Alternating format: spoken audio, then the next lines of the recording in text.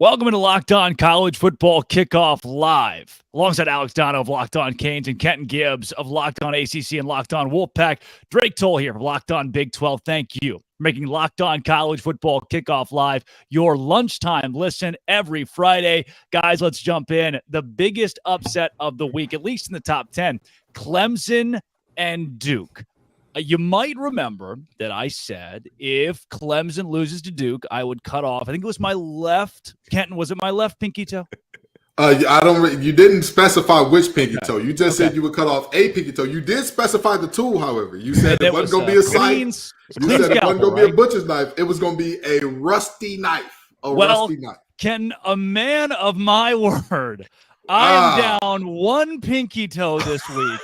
After saying, and I don't know how many toes I'm going to, actually I do. I have 10 that I can give away this year, but I'm down one after week one. So I'm going to have to start limiting my toe talk. Clemson, Kenton, gets just mauled by Duke. Yeah. And Dabo Swinney says in response, I like what our offense did. If we do it every week, we go undefeated. I'm not sure what Dabo is on, but I will have all of it. Kenton Gibbs, Duke gets killed Duke kills Clemson. So I'll say this, first of all, a little dad joke for you all. I'm sure that your favorite country music singer now is Toby Keith. But with that being said, let's stick to the facts. That was totally uncalled for, Ken. Let's stick to the facts of this thing, though. Let's stick to the facts of this thing because I warned you that this could happen. But more importantly, I think that we need to start drug testing coaches in the NCAA. We need to stop just testing the players. It's high time that some of these coaches get in on it too. Because in what world is what their offense did acceptable? And don't get me wrong, they had over 400 yards of total offense. They won. They didn't turn over the ball a ton, but they turned it over in key moments. Phil Maffa's fumble when they're driving and looking like they can finally make this thing a game. A big-time deal. At the end of the game, that interception when the game was kind of out of hand or inconsequential was another thing, but that's indicative of the fact that all game, your passing game was out of sync. All game, you could hit nothing deep. There were no 20 yards or more air yardage plays for Clemson last week. So if you want your offense to do that, I'm sure the rest of the ACC is screaming, yes, Dabo, please give us that offense. Give us that because we've been waiting on Clemson to give us an offense like that. We have been waiting for just this moment, and it's here. Yeah, Dono, as the host of Locked On Canes, Clemson comes to you. That is October 21st. And I'm guessing after seeing this offensive performance, you are shaking based on what the Tigers are bringing to town.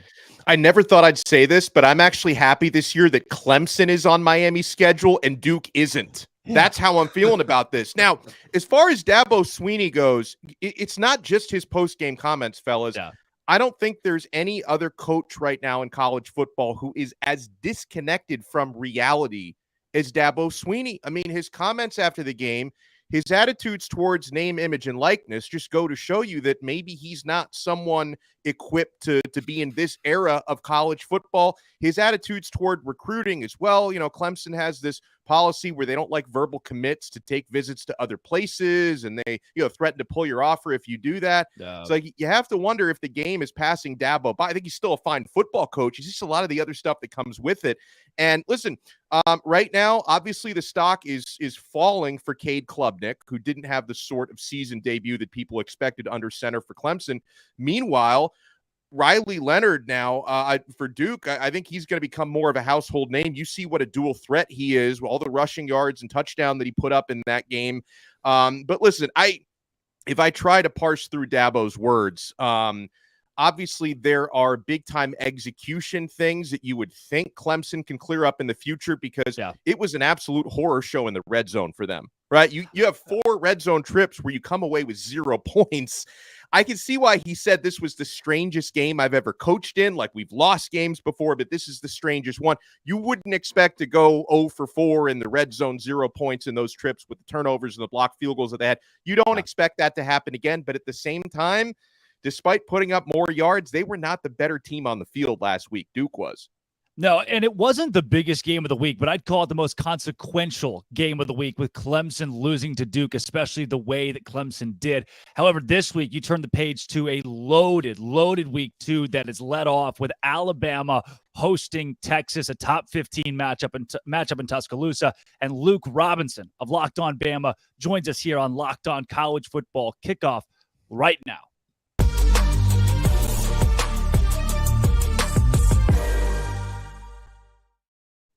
Luke, my man, Alabama and Texas. Last week, the Longhorns were sloppy against Rice. Alabama took care of business. Jalen Milroe, the new quarterback, stepped up big time and showed that, hey, there's a new signal caller in Tuscaloosa.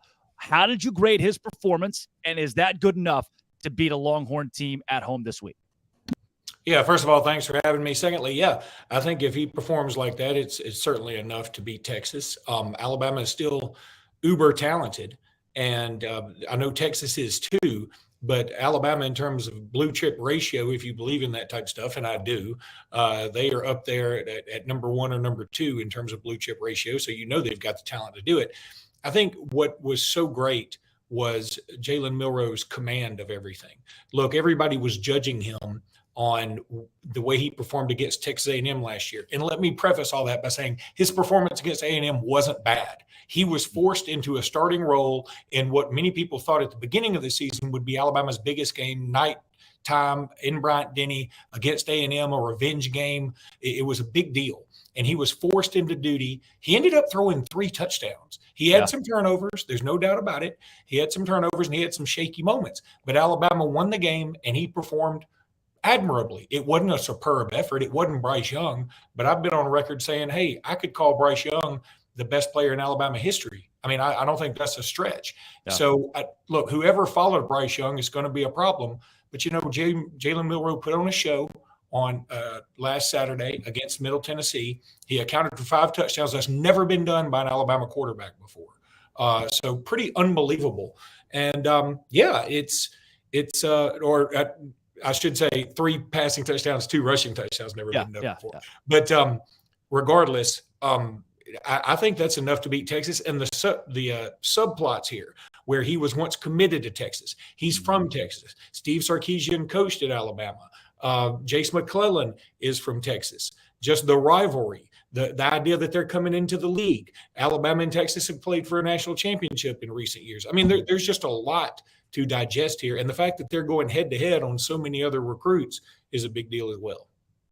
So we don't have anybody from the Longhorns coming on this episode at least. So I need you to speak for both teams right now. Bama wins if, Longhorns win if. Talk to me. I think Bama wins if they play about as well as they did against Middle Tennessee. I mean, I think if both teams play an A game, I think Alabama wins. If Alabama has a lot of turnovers, if they play like they played against Texas A&M as a whole, I'm not just picking on Jalen Milroe, I think they could easily lose this game. And look, everybody points to last year where Quinn Ewers was picking Alabama apart, and that's true. They were doing that in the first quarter. But injuries are a part of the game. I think everybody could have a what if so-and-so wouldn't hurt in whatever game. Yeah. That's a part of it. But I think Alabama wins if they play their game, if they go out there and establish the run. And look, here's what I was so encouraged about last week. That the questions I had about this Alabama team, I felt like a lot of them were answered. The quarterback play, the wide receivers, there had been a lot of rumors that they had been dropping a lot of passes in practice. They didn't have a single drop in that game. And the things that I thought I knew, the offensive line, very good. The running backs, very good. They didn't perform as well. Jalen Milroe led the team in rushing on 48 yards. That's a little odd. But I do know that those two unit rooms are better than they played. So if they step up their game just a little bit, and as long as there isn't a huge drop-off in Milroe and the receivers and the defense, I feel like Alabama's going to win this thing. Now, conversely, the way Texas is going to win this game is by blocking out all the noise. I mean, if they come in and they can force Alabama into some situations they don't want to be in, a lot of 3rd and longs, I think that Texas can win this game. That's going to be very difficult. And I'm going to tell you, as an Alabama fan, I have no problem admitting this. I mean, we got Alex here. He's from Miami. He knows what I'm about to talk about. Sometimes our home field advantage, though Nick Saban is 102-8 in Tuscaloosa, isn't the same advantage as other places. I know Miami is sort of the same way. Look, you always think about playing Miami at home, always so rough. Well, they don't usually have the same crowd unless it's a huge game. And when it is a huge game, that place gets bonkers. And that's going to be the way this is in Tuscaloosa. My co-host on Locked On Bama, Jimmy Stein, lives in Tuscaloosa, and he said the atmosphere around the campus has been bananas. And that's not typical because we're so used to winning every game in Tuscaloosa that we sort of take it for granted, but this is not going to be one of those instances. You mentioned Luke coaching matchup is one of the bigger subplots. Sark going up against Saban, and former Saban assistants are just 2-28 against Nick. In this case, it's obviously an interesting one because Sark is an offensive guy. Saban's focus is more on the defense. So, how do you think Steve Sarkisian is going to try to attack Bama's defense? Because if nothing else, he probably knows, which plays Saban doesn't like going up against in practice.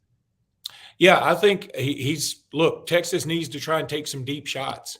I think that's the way you can really mess Alabama up a little bit. I think that you can get in their heads defensively if you can take some deep shots. The problem is with that, and this is something I learned just doing some homework this week. Quinn Ewers' longest pass, at least last year, and I think in his career at Texas, is like 49 yards. And that just seemed crazy to me. I mean, because you think of Texas, you think of them with Quinn Ewers and having Xavier Worthy and all these other superstar receivers, you think they'd be throwing 80-yard bombs every game. And that's not really what they do. So it's just a little bizarre to me. But I think that, look, everybody seems to be so scared of Kool-Aid McKinstry. And they should be. He's the best defensive back in college football, best cornerback in college football, if you ask me. Now, but I think what you have to do is say, I'm going to go right at your best, and I'm going to see what he's got. And look, it may not work out. That may not be the best thing. But if it does work out, and if you can get ahead of Alabama by, say, 2 scores and sort of keep it that way for a while and force it where Alabama is going to have to go more into a passing game, and especially an intermediate passing game, because Jalen Milroe, 2 of his completions, he didn't have a lot of incompletions last week, but 2 of his incompletions were in that intermediate stretch, and he didn't throw a lot in that window. He either went deep or he went kind of short, or he took off with the ball. So if you can force Alabama to try and go to that intermediate passing game, I think that's huge for Texas. That's Luke Robinson of Locked On Bama. Alabama and Texas, our game of the week here on Locked On College Football Kickoff Live. Luke, thanks for joining us. I appreciate it, guys. Absolutely.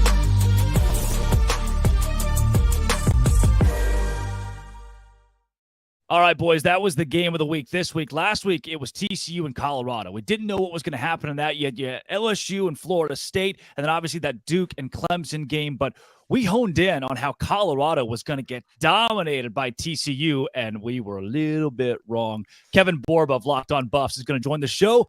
Coming up next, Dono.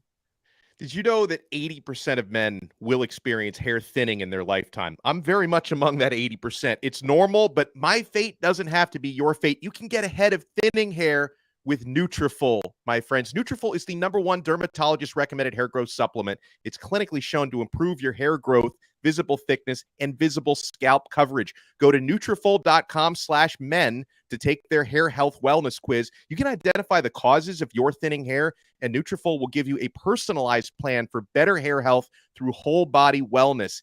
Take that first step to visibly thicker, healthier hair, because for a limited time, Nutrafol is offering our listeners $10 off your first month subscription and free shipping when you go to Nutrafol.com/men and enter promo code LOCKEDONCollege. Find out why over 4,000 healthcare professionals recommend Nutrafol for healthier hair. Nutrafol.com/men. It's spelled Nutrafol.com/men and enter promo code LOCKEDONCollege. That's Nutrafol.com/men, promo code LOCKEDONCollege.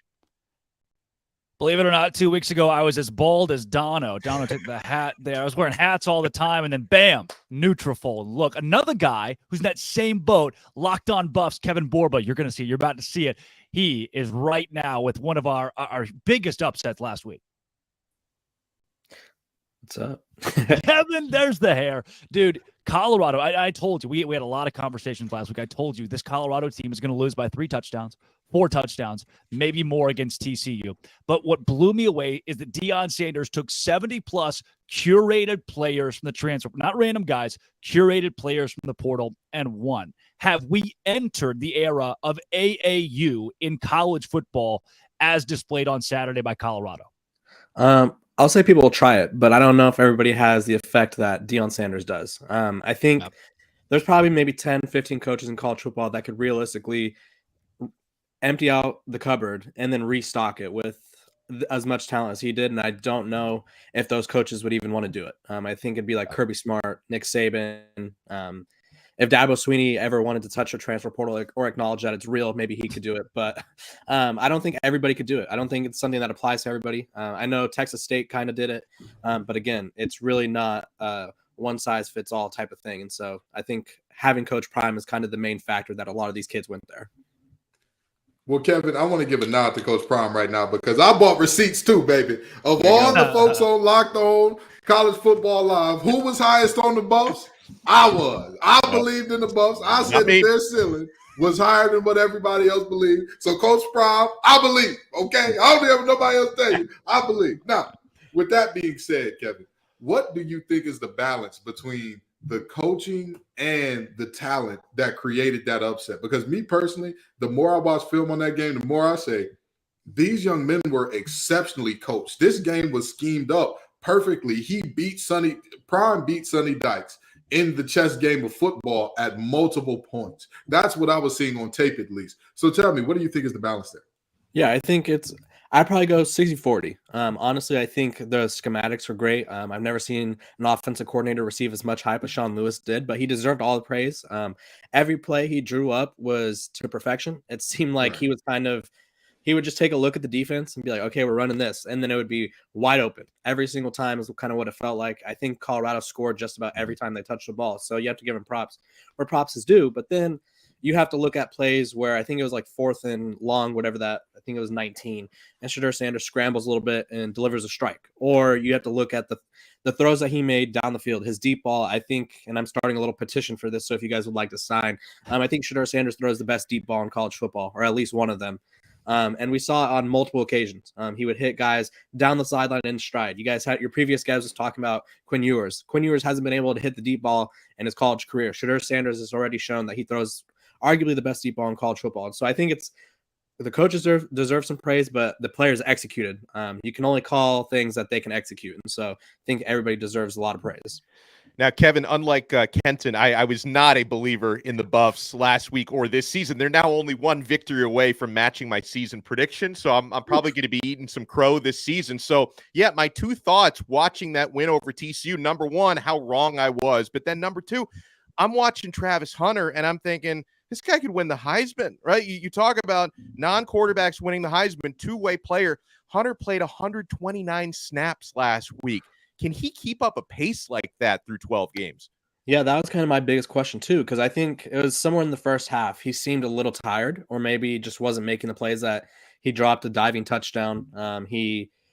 Something else happened where all my friends and everybody who was watching the game as well was like, is he tired? And I was like, it kind of looks like it. But after the game, he said he could play another game that day. So I think it's just a matter of keeping him fresh at all times. I don't know if they're going to try to keep him out for all 150 snaps every single game, but why would you not? If he says he's ready to go, I think you got to trust him. I think he's a playmaker. He's a difference maker. I think the biggest play that stands out was a diving interception. I saw somewhere that he covered about like 6 yards on that play where he dove to catch the ball. And I think when you look at that play, you're like, why would Chandler Morris throw it that way? Well, Travis Hunter was nowhere near where Chandler Morris was trying to throw it. That's just how quickly he covered ground. And so Travis Hunter needs to be on the field as much as possible. I do think the Heisman hype is legit. If he plays like this every week, I don't see why he shouldn't at least be in New York at the very minimum. I don't think we've ever seen someone who has this kind of effect on both sides of the ball. His stats for receiving have already essentially surpassed Charles Woodson. If everything goes right, he'll pass Charles Woodson by tomorrow. So Travis Hunter is that guy, and it's only been 13 days of college football. Yeah. So do we go with Travis Ohtani or do we go with Shohei Hunter? Which one do you prefer? That's a good one. I like Travis Ohtani. Got to get the first name in there. Gotcha. Okay. I love it.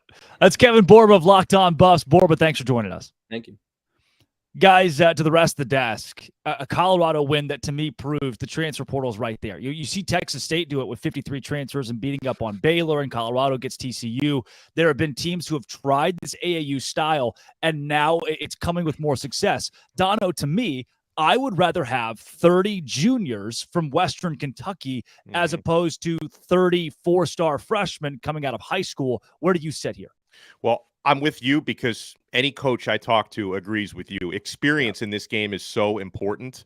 And again, Colorado just had so many. They have so many. I didn't think they'd be able to put it together as quickly as they can. That's a testament to coaching, right? I mean, Coach Prime and his staff, you've got to get everybody in sync and running in the same direction. And they clearly were able to do that throughout spring and fall. I mean, probably a lot of the guys that came in weren't even there for spring football. They added some more before fall camp. So it's a pretty impressive undertaking. But I think sometimes people undervalue the idea that if you have a team that's laden with juniors and seniors, even if they come from smaller programs, even if they come from, Jackson State, obviously a lot of guys who came over with Deion, that it's just such an advantage instead of having to rely on some 18-year-old true freshmen and redshirt freshmen to be able to have a team with more experience like that. And I think this is a great experiment. I think others are now going to try to overhaul the roster the way that Prime did and probably not find the same kind of immediate success because it is such a difficult potion and balance. But this is definitely a powerful example of how that can work in this era.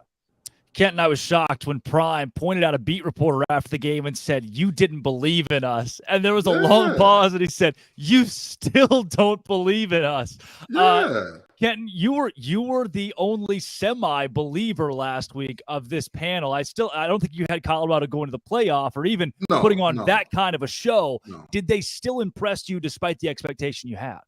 So here's the thing. I still don't have them as a playoff team. Now that I will not go that far. I will be on there right now as saying I don't think that their defense is quite there yet. I don't think they're quite there in the trenches. But with that being said, I expected that game to be closer than what most people were saying. I expected it to be closer than 3 touchdowns. And I'll tell you this much. TCU last year lived on the edge with that. Hey, we're going to give up a ton of points, but this is a Sonny Dykes-led team, and Sonny Dykes ain't never had a problem scoring the football. That's never been a thing that you look at with a Sonny Dykes coach team and say, man, if they could just get into the end zone, they'd be great. Never. So, them putting up the performance that they did offensively and winning this game, I was a little surprising to me. But I want to touch just for a second on what y'all were talking about with the transfer portal versus the high school players. The player that scored 4 touchdowns out of the backfield for them, Dylan Edwards, a freshman out of high school. This thing is more art than science. There is no precise balance to say like, hey, I'd rather have this than that, or this is the way to do this thing. Because, I mean, if you look at the programs that are having the most success by far and wide, right, it's not that AAU style. It's a mix between, yes, we do have a bit of a farm system in it. Hey, you're the best player at Kent State. Come on down here to Alabama, brother. We got big-time football for you to play over here. And also saying, hey, we're also going to get the best players out of high school. We're going to get every 5-star we want. And when we don't, if that 5-star don't pan out, brother, we'll get rid of you and go get that wide receiver from Washington State who's begging for a quarterback who can throw the 40-yarder. Let me just add in one thing also about this game, just to be fair, because, of course, the way Colorado did it, they look so flashy. And now, their home opener is going to be lit against Nebraska this weekend. So, all the narrative has been praising Deion and praising Colorado. They deserve it, okay? But on the flip side, did anyone tell Sonny Dykes you are allowed to play defense, right? Because that was one of the more ghastly displays defensively. And what got me thinking about that was Kenton hit the nail on the head when you talk about these, last year's TCU, a Sonny Dykes team, you think we're going to outscore whoever we play. Okay. Well, at some point you've got to stop somebody. And I know their defense was better last year en route to the college football playoff final. So I'm also going to be watching TCU for the rest of the season with a fine-tooth comb to see if their defense doesn't get better, because that was pretty embarrassing. Were they better last year? Were they? I'm not sure. Defensively, yeah. I think so. Gave up 34 to SMU, 31 to Kansas, 40 to Oklahoma State. Hodges Tomlinson, though, was maybe the best guy in the secondary in the country. And listen, they had pieces that were good. As a collective last year, that defense was living on a prayer. I don't want to sing because I remember last week they got on me for singing, but I was going to sing we're halfway there. But them boys were really living on the wing of the prayer in terms of defensively last year at times. So that's just my thought. I don't want to go too deep into it. Yeah, it's funny that TCU hires a guy with the last name Bryles and loses the first game with him on the sidelines. Karma is real, and it starts with Bryles. Guys, I look, playoff conversation is way too early here. It's September, but did you know only one team has made the playoff with a September loss, and no team has done it while going 0-1 in week one? Certainly not a good sign for Texas Tech. Red Raiders losing to Wyoming on the road. And for Oregon, you can't afford a loss outside of Pac-12 play when you're in a conference like the Pac-12. How will this game play out? Oregon and Texas Tech. Spencer McLaughlin of Locked On Ducks and Chris Level of Locked On Texas Tech got together to discuss.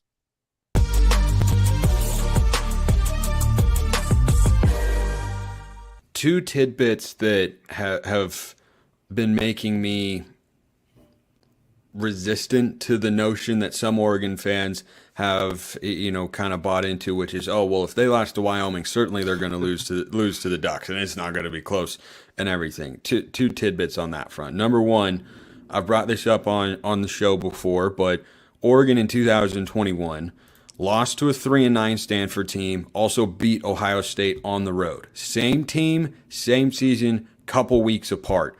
There are peaks and valleys, and the great teams have their valleys still result in wins. And maybe in the case of like a Georgia or, Alabama some years, those valleys are just less dominant wins than what they are accustomed to. That's what great teams and programs do. But no team plays their best football every week. That was not the best version of football I think that Texas Tech is going to play in 2023. And another good example is Utah.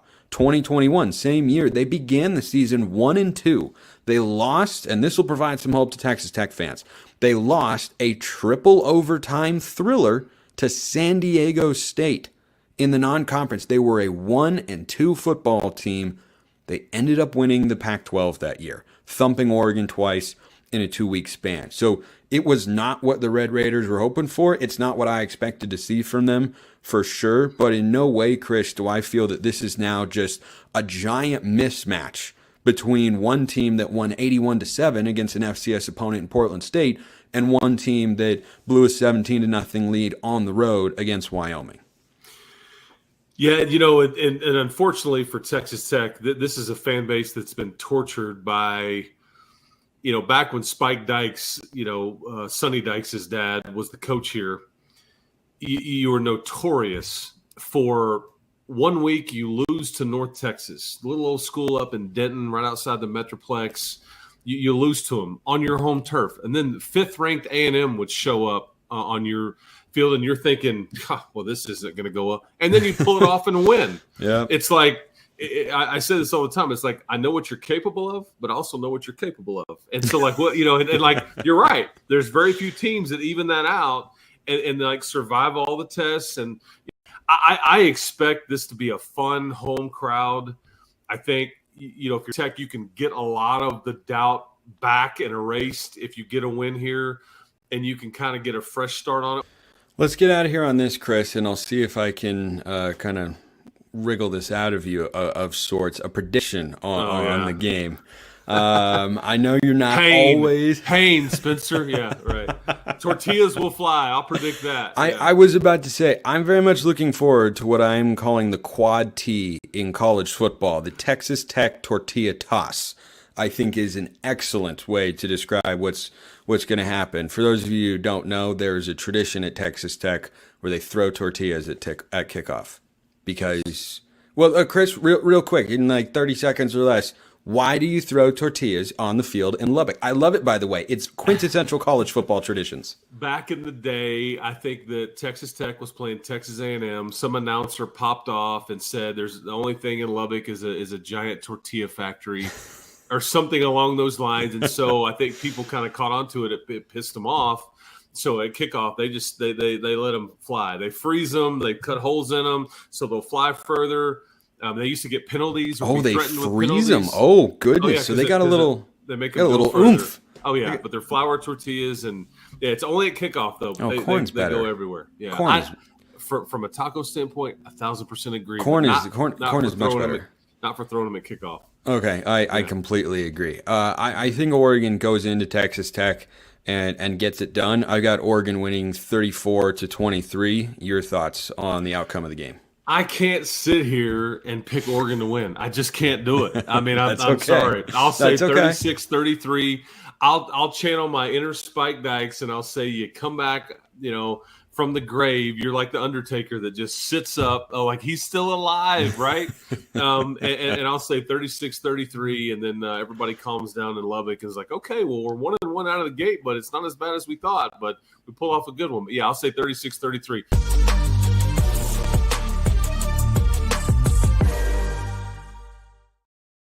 Boy, when 50% of your conversation is about tortillas, their history, and how to freeze them, you're in for an invigorating matchup this weekend. Glad that we got the insight from those two guys. And coming up, we've got Conference Confidential, where we'll take you all across the country to find out which games are the biggest. And stick around for Sell Me Why right here on College Football Kickoff Live, Dono.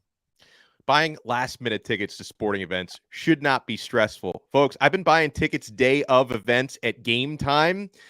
Flash deals and last-minute tickets, they've got the best ones at Game Time. Easy to find and buy tickets for every kind of event in your area. That includes concerts. I'm taking my son to Disney on Ice tomorrow. Got my tickets at Game Time. Forget planning months in advance. Game Time has deals on tickets right up to the day of. Get those exclusive flash deals, and the Game Time guarantee means you'll always get the best price. If you find tickets in the same section and row for less, Game Time will credit you 110% of that difference. So download the Game Time app, create an account, and use code LOCKEDONCollege for $20 off your first purchase. Terms apply. Again, create an account and redeem code LOCKEDONCollege for $20 off. Download Game Time today. Last-minute tickets, lowest price, guaranteed. Dono, I had no idea you were taking Dabo Swinney to Disney on Ice this weekend. There are so many games around the nation that stand out in week 2, folks. Let's get some more insight into the biggest games from our biggest conferences in this week's Conference Confidential. We start with Craig Sheeman of Locked On Big Ten. There are 14 Big Ten games on the slate this weekend, and none bigger than Matt Rule and the Nebraska Cornhuskers going into Boulder, Colorado to take on Coach Prime Deion Sanders and the Colorado Buffaloes, who shocked the college football world last weekend by going into TCU and winning 45-42. Nebraska's coming off yet another one-score loss, this time to Minnesota, 13-10. Here's the deal. I think Nebraska's defense is much better than TCU's. I also think that Nebraska quarterback Jeff Sims and running back Gabe Ervin can run the football. I don't know if you noticed, but TCU ran for 262 yards against Colorado's defense. I think it's there for the taking. Bottom line, I think if this is a high-scoring game, some sort of shootout, then Coach Prime and Colorado are 2-0. And who would have thought that a couple of weeks ago? If it's a lower-scoring game with some actual defense in this game, I think Matt Rule gets his first win at Nebraska. By the way, Vegas has the over-under at 59, so it thinks it's going to be a little bit of a higher-scoring game. They also have the Buffs at -3 on this one. Youngstown State is at Ohio State. I call this the Jim Tressel Bowl, given his importance to both institutions over the years. Kyle McCord and Devin Brown will both play quarterback for Ohio State. Devin Brown will play a lot more than he did last weekend in Bloomington against the Indiana Hoosiers. I've got to tell you right now, this quarterback situation is not resolved yet, so both will get a lot of snaps in this game. In Ann Arbor, get out your bingo card for your coaching roulette. We'll keep track of who's coaching the team. Jim Harbaugh in his second of 3 weeks being suspended. Of course, last week against East Carolina, defensive coordinator Jesse Minter held down the fort. This week against UNLV, special teams coordinator Jay Harbaugh will handle the first half. Meanwhile, running backs coach Mike Hart will be the head coach in the second half. Got it? Got it. And finally, let's not overlook the Cy-Hawk Trophy as Iowa takes on Iowa State for the 70th time in this rivalry. Going to be a great weekend. Can't wait. Enjoy the games. I'm Craig Sheeman for Locked On Big Ten.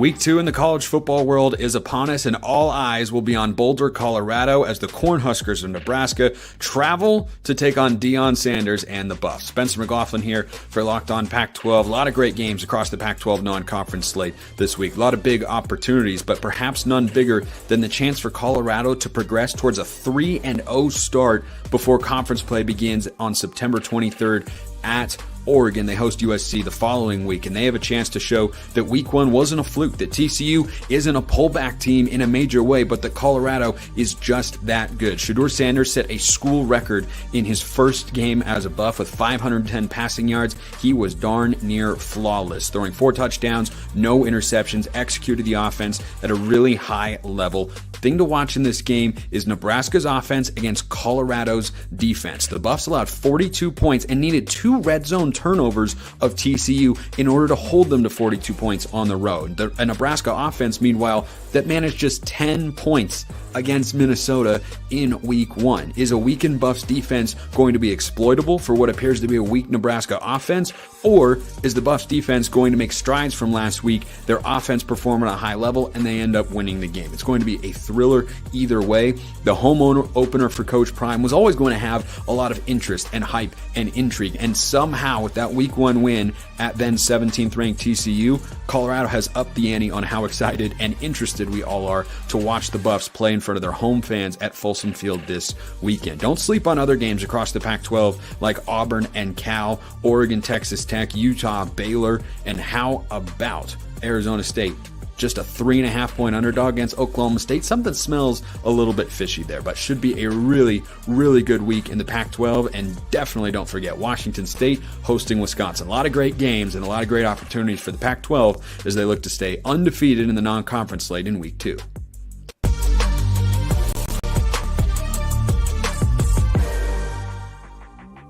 Dave Schultz with your Week 2 Sunbelt preview.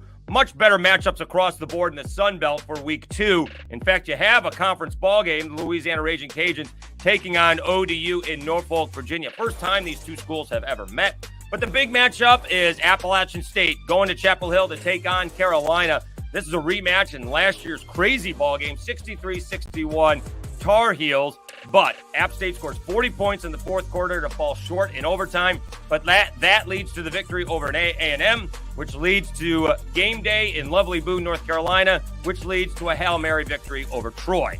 You do have Joey Aguilar starting at quarterback. He came in for the injured Ryan Berger. Aguilar threw 4 touchdown passes on just 11 out of 13 passing. But you also have the defense that's got to step up a little bit. Mountaineers gave up 24 points to Gardner-Webb. That's not going to fly against Drake May and company in Chapel Hill. Sunbelt teams playing 3 other Power 5 schools this week. You do have James Madison going to Charlottesville. Virginia hosting their first ball game since the tragedy last year. And it's James Madison's first trip to Virginia in 40 years. James Madison also making a quarterback change. Alonzo Barnett III just struggled last week against Bucknell. Senior transfer Jordan McLeod, he came in and he righted the ship as the Dukes beat Bucknell 38-3. You got Troy going up against Kansas State, and the Trojans, the defending Sunbelt champions, they struggled, giving up 30 points to Stephen F. Austin. They're going to have to do a much better job to shock the Wildcats. And then you got Southern Miss. Poor Golden Eagles, or look at it as a great opportunity. They get to go to Tallahassee to take on Florida State. The Seminoles destroying LSU in the second half. And can the Golden Eagles and the Fighting Will Halls pull off a shocker? The other big ball game in the Sun Belt, you got Texas State. The Bobcats upsetting Baylor. They're going into UTSA to take on the Roadrunners. If Texas State beats UTSA, do they start 4-0? They got Jackson State and Nevada coming up. My goodness, G.J. Kinney is shocking the Sun Belt immediately. That's your Week 2 preview in the Sun Belt. I'm Dave Schultz. Enjoy the Sun Belt football.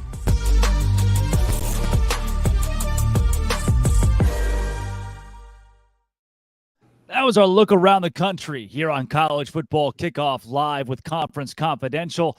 Now, guys, it's time for Sell Me Why. 5 or 6 games where we're going to tell you, we can help sell some of these on why the spread is where it is and who's going to cover. We start with Ole Miss -6.5. Everybody wants to see the SEC go down to a G5 opponent on the road. That is the consensus amongst other conferences in college football. But I just don't think it's going to happen. Hi, I'm Stephen Willis from the Locked On Ole Miss podcast, and you are looking at an Ole Miss offense that is operating at maximum efficiency. Willie Fritz and the Tulane Green Wave are going to have to perform at an extremely high level to keep Ole Miss off the board. This is a game that, even as good as Tulane is defensively, could see Ole Miss scoring 40 or 50 points. And with the line being as small as it is, I don't think that Tulane's offense is going to be able to match it. In fact, whenever you look at the score of this game, I put it at somewhere around 31-14. So I would be okay with laying up to 12 or 13 points. So as this line gets a little bit bigger, and I think it will before kickoff, I do think that I would lay these points. Tulane's a good football team. I just don't know if they're as good as Ole Miss. Yeah, guys, Kenton Gibbs, we'll start with you. Ole Miss, Tulane, this game is a sellout. It's a Tulane team that won a New Year's Six Bowl last year, but a lot of people are picking the Rebels to get it done. Yeah, so the thing about this game is Tulane is another one of those teams, and this is kind of because they're in the group of five more so than just a philosophical thing that we see from a lot of Power 5 teams that don't play defense. They're going to struggle defensively. Offensively, they can scheme guys up. They can find ways to get guys up. They can find ways. I enjoy watching Tulane's offense because whatever they want to do, they find ways to effectively do it. If they want to get the ball to the perimeter in terms of the running game, they find a way to do so. If they want to scheme up, hey, we're going to keep hitting you laterally until all of a sudden you got two high safeties and now we can gas you vertically, they're going to do it. And so I could see Tulane saying, hey, not today. No covering on us, Ole Miss. But I could also see a couple of turnovers going the wrong way for them, and then all of a sudden Ole Miss gets this thing and makes it ugly. Dono, 7-point game. Do you take the Rebels? I do take the Rebels. It gives me pause because obviously Tulane is ranked, Tulane is talented, but the fact that they're ranked, that means you're not going to be sleeping on the green wave. I think I look at it from an Ole Miss perspective because sometimes when you see these strong group of five teams pull off these upsets, I know we're talking about a spread, not the straight up, but either way, when you're talking about these group of five teams, when you can catch a Power 5 sleeping, it's not going to happen because I think Tulane has enough hype coming in. Jimmy's and Joe's, guys. I mean, Tulane can try to scheme with their X's and O's, but they just don't have the talent. So this is a situation where I can see it being a close game heading into the fourth quarter, and I just think the Rebels are going to wear them out and probably end up winning this game by 2 touchdowns. Look, I New do Year's have Ole Miss to cover, by the way. New Year's Six Bowl is different than week 2 of college Yeah. football, right? You don't really throw out the kitchen sink to beat Ole Miss this week, and maybe you can make the case that Tulane does, but they know what it's like to win now. They've seen that at one of the highest levels of college football. I've got Ole Miss by at least a touchdown. It's a weird line, right? Vegas and the bettors are swayed on this one, but give me Ole Miss as well. But we've got action this weekend to an extent, like 50% action. Georgia, 43.5-point favorites over the Ball State Cardinals. Clint Shamblin of Locked On Bulldogs is going to sell us why the Dogs will cover the huge spread. Here will be Clint Shaman, Locked On Bulldogs here, telling you why Georgia's going to cover no problem, no sweat against Ball State. 1, Bobo knows his assignment. Look, last week, Kirby Smart got on him, told him, hey, first and goal from the 5, can't be having that. We got to get more than a field goal. That's number 1. Bobo's going to be on point. Number 2, Carson Beck is going to be just fine. In this offense, Stetson Bennett did not have as many yards, completions, or touchdowns as Carson Beck did in his first game as Georgia's signal caller. No worries there. And number 3, this defense is nasty. It's the best defense Kirby Smart has ever, yes, I said ever had. Talent all across the board. Composite is the best we've ever seen, which is why I think Glenn Schumann and Kirby's going to shut them out again. This is why Bulldogs are going to cover that point spread. Fear not. Lay the points. It's just fine. Ball State is not going to score, and Georgia's going to get a 50 burger. That's why Bulldogs are going to cover. Oh, the old backdoor cover here. We're talking 43 points. Georgia did not cover that against UT Martin. What? There are so many other things you could do with your life than bet a 3-point spread, Kenton Gibbs. I agree. This is throwing money out the window because you're counting on a lot working in a certain way. they're counting on Kirby Smart not calling off the dogs. You're counting on the 2s and 3s from Georgia not potentially letting up a touchdown or two, because Mike New, who's the head coach of Ball State, he's not going to pull his starters. That's not going to happen. We have seen him historically get the wheels whooped off him by teams, and those starters play deep into that game. If you look at the Tennessee game last year, Tennessee beat them by 49 points. So I know some people are thinking that's for us who think Georgia is going to cover. Yeah. But not really, not so fast, my friend, because there were multiple moments toward the end of that game. Tennessee just kind of lucked into some moment, or not lucked into, but things went their certain way in terms of their 2s and 3s getting pick 6s and whatnot. That was like, oh, well, this is how these things go. I'm never comfortable with a line above 40, just being completely honest. I'm never comfortable with that. So I'll get Ball State saying, not so fast, my friend. No soup for you. No cover for Georgia. I like it. Now, this next one here, we're going to go to the ACC, Kenton's ACC, as the Notre Dame Fighting Irish are 7-point favorites over the NC State Wolfpack. We've got Trevor Wojak of Locked On Irish to sell you why the Irish will cover. Hey, college football fans. I'm Tyler Wojak, the host of Locked On Irish for the Locked On Podcast Network. Today, I'm here to tell you why Notre Dame is going to cover the 7.5-point spread on the road against the NC State Wolfpack.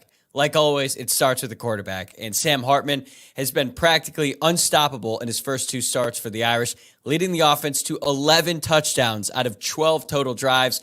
I expect him to exercise some demons against NC State and have a big game on Saturday in Carter Finley Stadium. But it's not just Hartman, though. The Notre Dame defense has been stout, and they have yet to give up a touchdown through 2 games, albeit against pretty weak competition, but still, they have been really good so far. And I believe this is the first big test for Notre Dame this season, both offensively and defensively, and I'm confident the Irish are ready to rise to the challenge and get a statement win on the road against NC State. Our very own former NC State defensive tackle, Kenton Gibbs. Go. Y'all are going to call me a homer. People are going to call me everything but a good Christian. They're going to say that I'm imploring people to give away money. But here's the deal. The Wolfpack and the Golden Domers have played 3 times, and Notre Dame has never won a game outright outside of South Bend. And by the way, those 3 games weren't 100 years ago. The most recent one was in 2017. They lost in 2016 when a hurricane was coming through Raleigh. NC State wins 10-3. Guess what? There's supposed to be another hurricane that is on the brink. Fans, friends, family, I'm telling you, this is deja vu for a reason. The more I watch film on Notre Dame, the more I believe they're not going to cover. Do I believe they win outright? I have them winning by a field goal, 24-21. But do they cover that 7.5? I don't think so. Well, speaking of games that are close to the chest for our host, Dono, here's yours. Texas A&M Aggies are currently favored by 3.5 on FanDuel over the Miami Hurricanes. Here's Andrew Stefaniak to tell you why the Aggies will cover that spread. Will Texas A&M cover against Miami? Man, it's a tough one. It's a good question. I think the Aggies are going to cover. Our friends over at FanDuel currently have the line at 4.5 points, minus 4.5 for the Aggies. And the way I look at it, I think they're going to go on the road and take care of business against the Miami Hurricanes. Texas A&M's offense looked dominant against New Mexico, and I think that they're going to go and do the same against a much better opponent in Miami. Connor Wigman was throwing passes that were just perfect, putting the ball right in the bucket, putting it right where it needed to be. We saw the wide receivers running open all game long, one of the most talented receiver rooms in college football. I think you're going to see that repeat itself. Texas A&M's hopefully going to have more of a rushing game against the Miami Hurricanes, and the defense, I think it's going to come down to whether or not you can stop Miami's rushing attack. If you can do it, the Aggies win, and they cover the 4.5-point line. Well, comparing backdrops between Locked On Canes and Locked On Aggies, Alex Dono covers. Do the Canes cover this Saturday? I think they do cover. And the magic number, I mean, it had been earlier in the week 3.5. It's at 4.5. I think this game is going to be decided by 3 or 4 points in either direction. So I look at that number. I feel comfortable taking Miami. Texas A&M hasn't had a great road record under Jimbo Fisher in bigger games. And the big thing, I thought that Andrew, he hit the nail on the head when he was talking about stopping Miami's rushing attack, because that's been an area where the Hurricanes have been completely revolutionized. They've added 3 top-tier offensive linemen since last year, Javion Cohen and Matt Lee in the transfer portal. It's funny because the Hurricanes actually have a true freshman starting at right tackle, and normally you'd say that's kind of a liability, but in the case of Francis Maui-Noa, former 5-star recruit out of IMG Academy, he's been blowing everybody away so far at his time at the U. And most importantly, Miami can basically go 4 deep with starting caliber running backs. And this is a time in the season when everybody, at least all those 4, are still healthy right now. When you talk about rotating between Henry Parrish, Mark Fletcher, A.J. Allen, and Don Chaney Jr. And Texas A&M, as talented as their defensive line is, fellas, because they've got 5 stars all over the place, basically 2 deep. They were brutal against the run last season. Different coaches, a lot of the same personnel. And New Mexico had a little success running into the teeth of their defense last week. So Andrew was right on. The Texas A&M stopping Miami's running game is a big key. I'll look at it on the flip side. As far as the Miami Hurricanes go, trying to slow down the Aggies' passing game. That's going to be where Miami either covers that 4.5-point spread or not, because that trio of wide receivers that the Aggies bring to the table with Evan Stewart, who was suspended against Miami last year, Noah Thomas, who's 6'6", and Anais Smith, who's just a gadget, all-purpose guy, does a fantastic job. Miami's got to pressure their quarterback, Connor Wigman, and I believe the Hurricanes have a defensive line where they're able to do that, I think, on a somewhat consistent basis, make him feel a lot more uncomfortable than he did against New Mexico. I think this is going to be a good game, fellas, and I think, I did go on record picking Miami to win by 3. It could obviously go the other way, but I think it's going to be close. I think this is going to be a 3 or 4 point game, and Miami does cover. Yeah. Not to be left out, I'm ready to be heard again. The Baylor Bears and the Utah Utes. Utah opened as a 4-point favorite. It has now jumped to 8. It is doubled. I'll be in the house at 11 a.m. Central Time between Baylor and the Utes with Kyle Whittingham.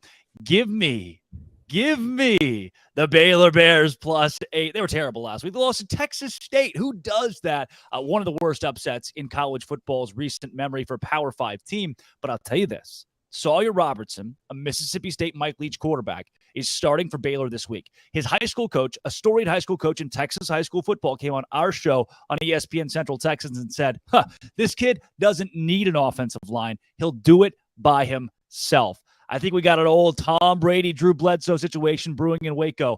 Baylor might lose by 45, but Sawyer Robertson might just win the game. That's why I like Baylor +8. That's a heart pick. Kent Gibbs said he's not biased. I am. Sawyer Robertson +8 this week against the Utah Utes. Now, coming up next, the NCAA has done what the NCAA does best, and that's make terrible decisions that don't make any sense. This one comes from the ACC. But first, Dono. My friends, hair thinning does not have to be your future. Your fate doesn't have to be mine, guys. If you're tired of weakening or thinning hair, do you want to reach your full hair potential? Leading hair growth supplement Nutrafol helps improve your hair growth, visible thickness, and visible scalp coverage as well. Nutrafol is the #1 dermatologist recommended hair growth supplement, and it's clinically shown to improve your hair growth, visible thickness, and visible scalp coverage. Take the first step to visibly thicker hair and healthier hair. For a limited time, Nutrafol is offering our listeners $10 off your first month subscription and free shipping when you go to Nutrafol.com/men and enter the promo code LOCKEDONCollege. And you'll find out why over 4,000 healthcare professionals recommend Nutrafol for healthier hair. Nutrafol.com/men, spelled Nutrafol.com/men. Enter promo code LOCKEDONCollege. That's Nutrafol.com/men, promo code LOCKEDONCollege. Slowly approaching the noon Eastern hour here. This is Locked On College Football Live. That's Alex Dono. That's Kenton Gibbs. I'm Drake Toll, breaking down everything from last week in college football and everything coming up this week. Now, one of the biggest storylines from the NCAA in their very finite wisdom, they have denied UNC wide receiver Tez Walker his eligibility for the 2023 season, and Mac Brown was furious, rightfully so. Somebody else who's also not very happy about it, Isaac Shade of Locked On Tar Heels. We'll take you there now. Breaking news. The committee reviewing UNC wide receiver Tez Walker's case has voted to deny the reinstatement of his eligibility, meaning that Tez Walker will not play for North Carolina this season. This comes a day after the NCAA's tone-deaf tweet about supporting student athletes in their mental health. A biting statement coming out from head coach Mac Brown. Quote, "I don't know that I've ever been more disappointed in a person, a group of people, or an institution than I am with the NCAA right now. Plain and simple, the NCAA has failed Tez and his family, and I've lost all faith in its ability to lead and govern our sport." In a quote from AD Bubba Cunningham, "This decision undermines the fair treatment of student athletes and further erodes the public's confidence in our national governing body." So what's next? Will we see legal action? Will Carolina accept this news and move on? We'll find out. But on Saturday, the Tar Heels host App State and will do so without Tez Walker. Yeah, nothing shocking from the NCAA here, guys. This is something that's been an ongoing problem. One thing that I like to mention, there was a tweet from the Baylor football account, who, again, I try to support, that said, starting year 7, one of their defensive guys starting year 7 in what you got 25-year-old players who have gone to 2 or 3 different schools that are eligible to play for different teams, but Tez Walker can't play for UNC. Kenton Gibbs, not shocking, still abysmal. Yeah, again, the old meme, disappointed, but not surprised, right? Yep. I mean, the reality is there are times where, especially with the NCAA, where the process, procedure, the way that rules are written and followed to the T are, they don't run concurrent with common sense. Yes, it does not make sense that guys are allowed to play 7, 8 years, whatever the case may be.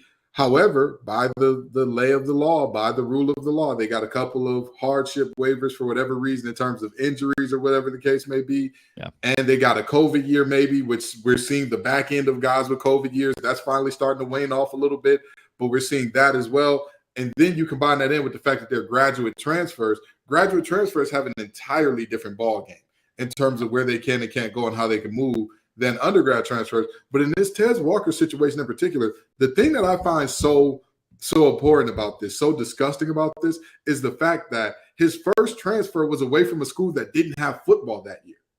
No, he committed to North Carolina Central out of high school. They canceled their season because of COVID. That should have been reason enough to say, hey, this doesn't count as his one free transfer.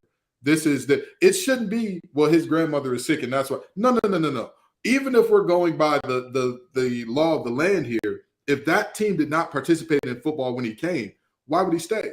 With all due respect to NC State, I got my degree from there without having financial hardship. I just gave him 3 attendance, more than most people ever will, but that's another story for another time. The reality is very simple. Without football, I wouldn't have been in Raleigh. If when I got down here, they said, hey, Ken, COVID is happening and we're not going to be playing football. Oh, okay, y'all be real. Y'all stay easy. I'm not going.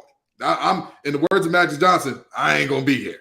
Okay, Yeah. That would have been me. So I think that it's flatly preposterous to look at that situation, look at this young man and say, hey, that still counts as one of your transfers. That's nonsensical to me.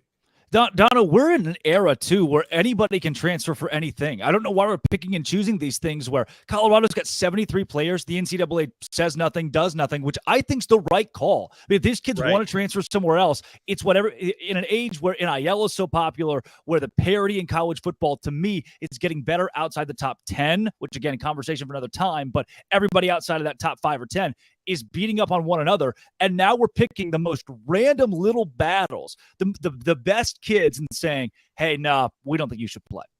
The inconsistency is the first thing that really drives me crazy. I don't know if they have like different arbitrators that all look at different cases, and maybe it's like which umpire you get at a baseball game, right? The strike zone is bigger or smaller depending on who it is reviewing your case. But, to deny a young man, and Kenton was so right to describe the first time transfer was because the football program was canceled, and the second time transfer is to be closer to a sick family member, closer to home. It's like, how do you look at that and deny it? And I'm with you, Drake, like the Colorado thing, it doesn't upset me, but at the same time, the inconsistency does, where you basically allow an entire roster to be built off transfers who are allowed to play immediately. And then you decide to deny a young man a waiver under these circumstances. It's crazy.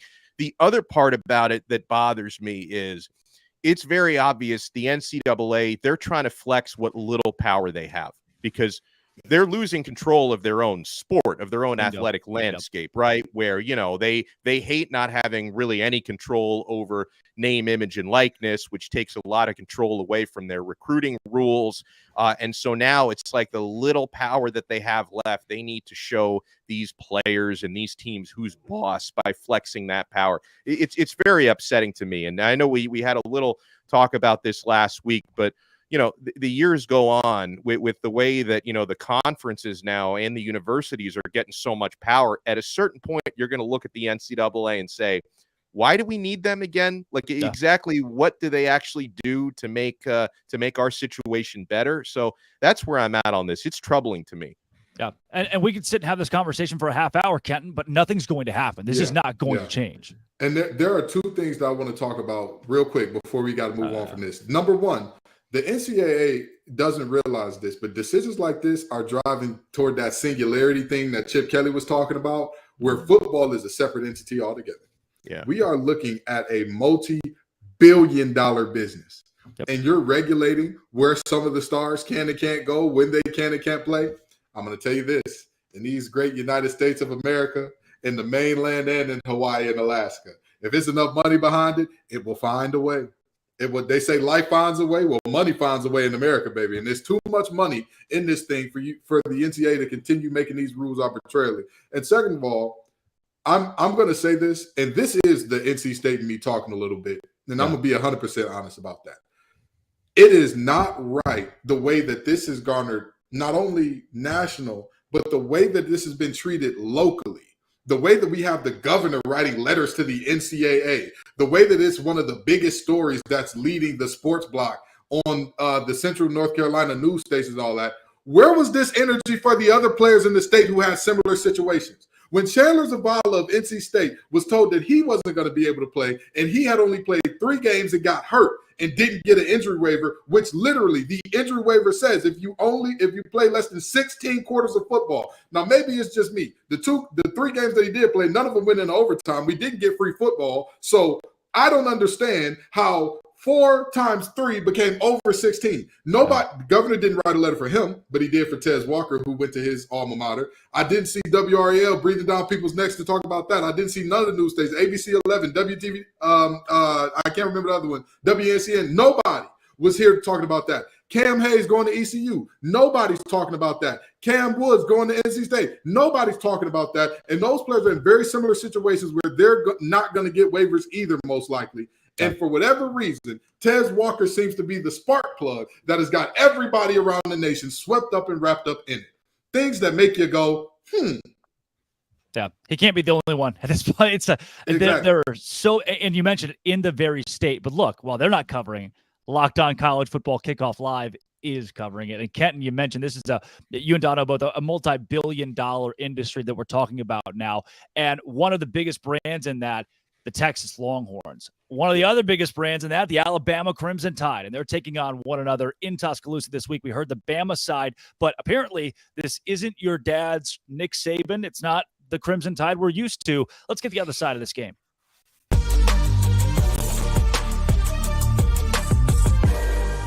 Jonathan Davis of Locked On Longhorns here on College Football Kickoff Live. The Horns and the Alabama Crimson Tide this weekend in Tuscaloosa. Jonathan, why, if they can, why can Texas win this game?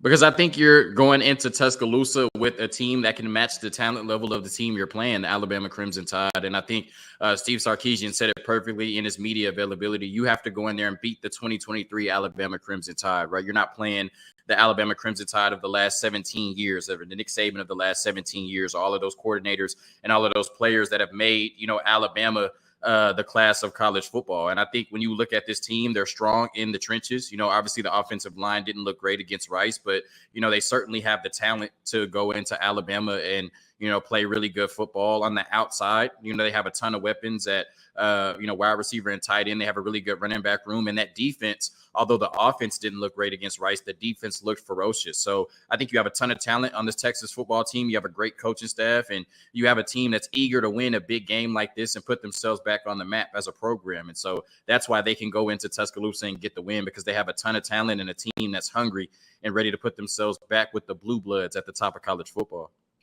Jonathan, reluctantly, as the host of Locked On Big 12, which you are leaving, we will not be fraternizing for very long. I sadly do have the Texas Longhorns beating Alabama, the gut feeling there. But my problem with this is the Texas offensive line, which was supposed to be so big and bad this year, was pretty meek and mild against Rice.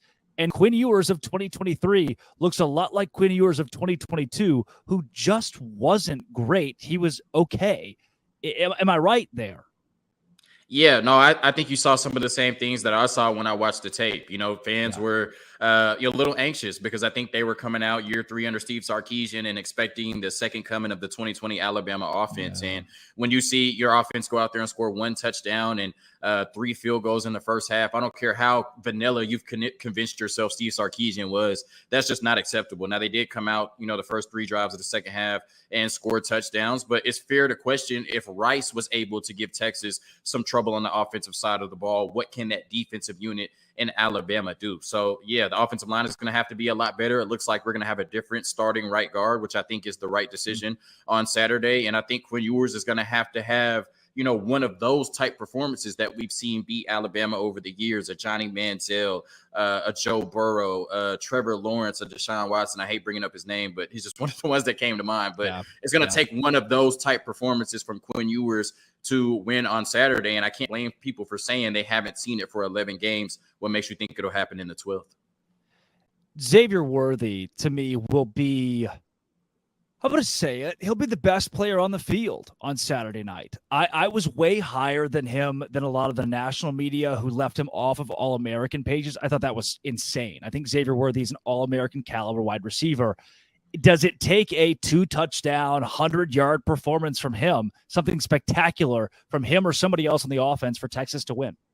Absolutely, yeah. And I think that, you could say it's going to take a great performance from the running backs, but when you look at Bijan Robinson and Roschon Johnson not being able to run the ball on Alabama last year, it's hard to say, okay, well, Jonathan Brooks and Cedric Baxter will, right? When we know how much talent, Bijan Robinson has. Like I said, I think it's going to take, a Heisman-type performance, a generational, legendary-type performance from Quinn Ewers. And if he's doing that with his arm, that means somebody has to be doing it catching the ball. And I think Xavier Worthy is the most likely candidate for that. We know in Steve Sarkisian's offense, he wants to stretch the defense. He wants to get down the field, and nobody does that better probably in the entire conference in the Big 12 than Xavier Worthy. So I think that, if Quinn Ewers is to have a big game and have a game capable of beating this Alabama team, then that means Xavier Worthy probably got past Kool-Aid McKinstry a few times for touchdowns.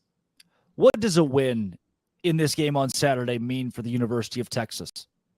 Yeah, I think, I said this on an episode with our Locked On SEC host and our Locked On Bama host. A lot of people in that building looking for validation, right? I think Steve Sarkisian, we know what he is as an offensive play caller and play designer, but he's kind of close to 500 as a head coach, 14-12 at the University of Texas. I think this would be his signature win. We talked about Quinn Ewers a little bit off the record, right? I think, 12 games later, we're still waiting to see what we saw at South Lake Carroll. We're still waiting for him to live up to the hype. This could be that validation for him. And for a team that is in the blue bloods, a team that you can't tell the story of college football without. The last 10 years, they have not lived up to expectations. The last 10 years, they have been the laughing stock of college football. This would validate them as being back on their way, at least, to being one of the top programs in the sport. So a lot of people in Austin, Texas, looking for validation on Saturday. And if they win, I think a lot of them will get it. You did say the word back. You slipped it in there. You put some other words around it, but I did hear the word back somewhere in your response for Texas winning this game. Jonathan, when it comes to that conversation of Texas, so Texas is back if they beat Alabama. This is the best team on the UT schedule all year. That's not an argument. If the Longhorns win this game, it's at 12-0 or bust. No, I don't think if the Longhorns win this game, it's 12-0 or bust. I think you came into the season saying that you needed to win a Big 12 championship and at least compete for the college football playoff. I think, whether you win or lose this game, that goal is still in reach. And, it's hard, when you're going out there and, teams are competing against you. It's a competition and they're trying to win as well. So I'm not going to sit here and say because they beat Alabama, they should go out there and win 10 straight games, but as long as they get to the Big 12 championship game and win it, or at least put together a very good effort, then I think that's the goal at the end of the season, regardless of what happens on Saturday. You don't want to go out there and, start smelling yourself if you beat Bama, right? Because what we've seen from Texas is the type of team that'll beat Bama and then lose to that Baylor product we saw against Texas State 2 weeks after. Jonathan, final score prediction. My final score prediction, 27-21. The Alabama Crimson Tide, unfortunately, for my Texas fans listening. I just think both teams are very evenly matched, but I think we're on the road in front of 100,000 people. And we talked about those offensive inconsistencies against Rice. It could be Sark holding back the play calling, but I think I saw a little bit more than that on the tape. Offensive line a little shaky. Quinn Ewers not doing well adjusting to the pressure, and he's going to face a ton of it on Saturday night. And I think Jalen Milroe will struggle a little bit on all Alabama's side, but he has that superpower of being able to take off for 40, 50 yards whenever he wants and score a touchdown. And I think that'll be the difference. So I think Alabama wins the battle in the trenches. I think Jalen Milroe makes a few more splash plays, and Alabama wins 27-21 on Saturday night. Unfortunately. Take the Horns +7. That's Jonathan Davis, Locked On Longhorns. Yes, sir. Hook 'em.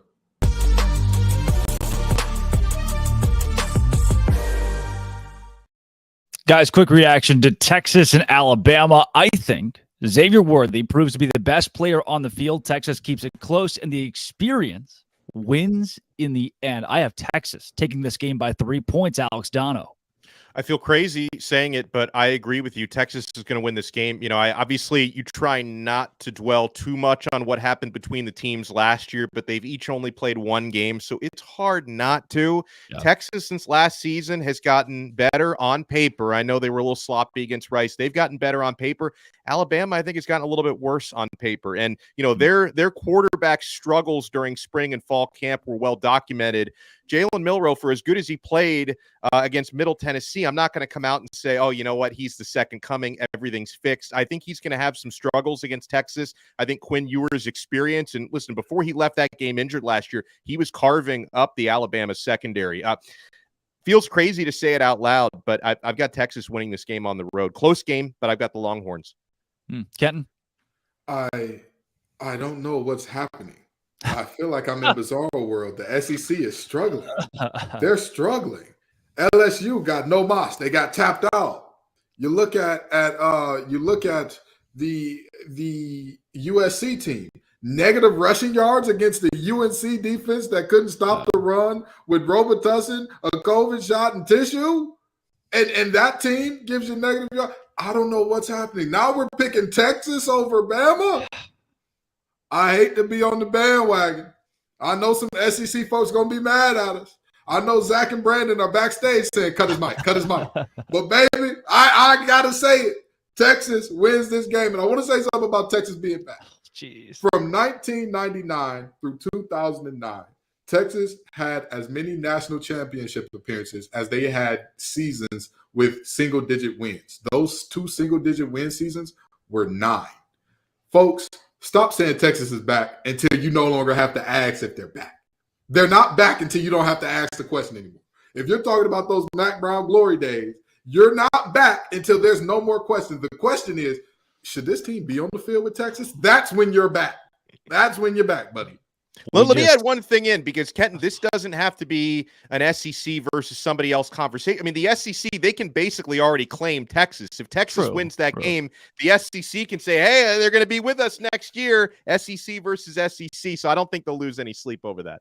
In the words of Kobe Bean Bryant, soft. They're not yours yet. They're not there yet, okay? That's just because the marriage is arranged doesn't mean that that's your partner in the house cooking up the food, balancing the budget and the checkbook yet. They're not yours. That's the Big 12 whooping on you. Don't be soft, SEC. Don't claim them yet. They still got to pay a payout ticket to the Big 12 to leave. Don't be soft. This is SEC, Big 12. What are you going to do about it, SEC? I don't, guys, we just all 3 picked Texas to win against Alabama on the road. They're going to pull our show before next week. All 3 of us going Texas over Alabama. Coming up next, it's another powerhouse team like Bama that still has a lot of question marks. It's Ohio State. Can they go to the college football playoff? But first, Dono.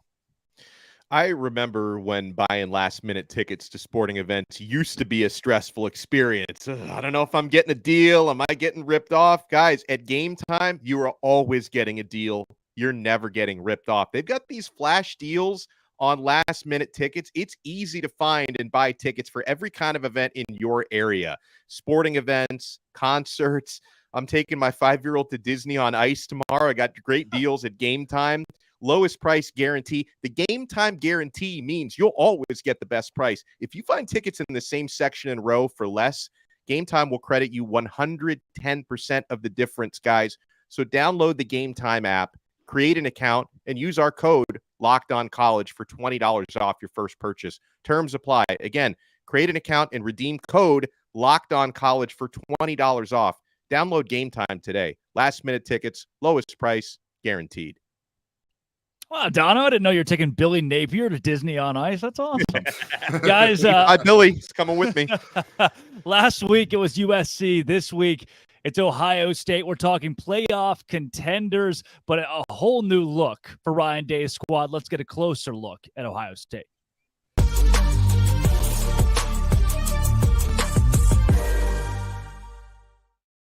Jay Stevens of Locked On Buckeyes here on the College Football Kickoff live every Friday. Jay, let's talk Ohio State and the playoff chances for a team that played in a football game on Saturday, 23-3 against Indiana. Interesting we're having this conversation just a couple of days removed from whatever that was. Yeah, it's weird, man. That game there, I was there, and I am still kind of baffled by what we saw from Ryan Day. The offense expected a little bit more, expected them to not be conservative. Offensively, my expectations were higher to see better play from them than what we got. However, on defense, buddy, you hold any opponent to only 3 points. I don't care if it's a Big Ten opponent, FCS, it don't matter. You're doing something right, especially when the opposition is running a triple option, which you really didn't spend much time practicing that week leading up to the game. Got to give it to the defense because they really showed up and played Buckeye football like we expected them to.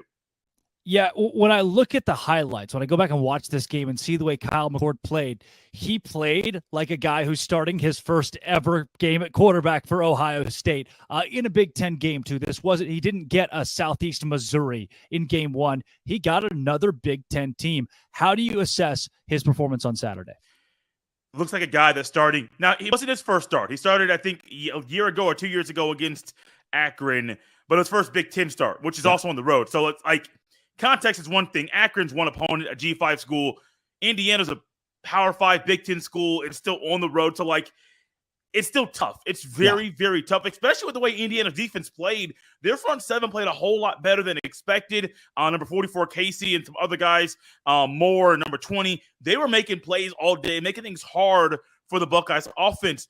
McCord looked like somebody who really kind of making his first start or first Big Ten start. Yeah. But there are ways for McCord to get better, like easy ways. I'm not talking about like, hey, bro, like you need to try to do a better job of working through your progression. Like, yes, that's a thing as a quarterback.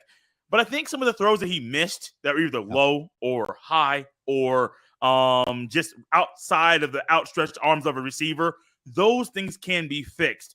We would have a different view on McCord's performance if he had some of those throws that were off, one to Fleming over the middle, one to Harrison Jr. that got called back due to Harrison Jr. stepping out of bounds. If those two throws are completions, we're looking at McCord's performance a whole lot different than we are now. The numbers are one thing. The play is another. But also I do think when you put all that together, McCord's quarterback who is starting week 2, and I do believe is the right guy going forward to start week 3, start against Notre Dame, and beyond. Jay Stevens is not falling for the overreaction Monday that everybody get. Backup quarterback's always the most popular guy in town after week 1, Jay. But this Ohio State team, Ryan Day, if they're going to make the college football playoff again this season, what has to go right? And is this a playoff caliber roster? Roster, yes. I think it's easily a playoff caliber roster. I don't think there's any question about that or any doubt in my mind that this roster is a playoff caliber roster. I think a lot of things have to look at the offense. That was not the conversation most people were having going into the season, but listeners of Locked On Buckeyes realized that the defense I thought would be okay.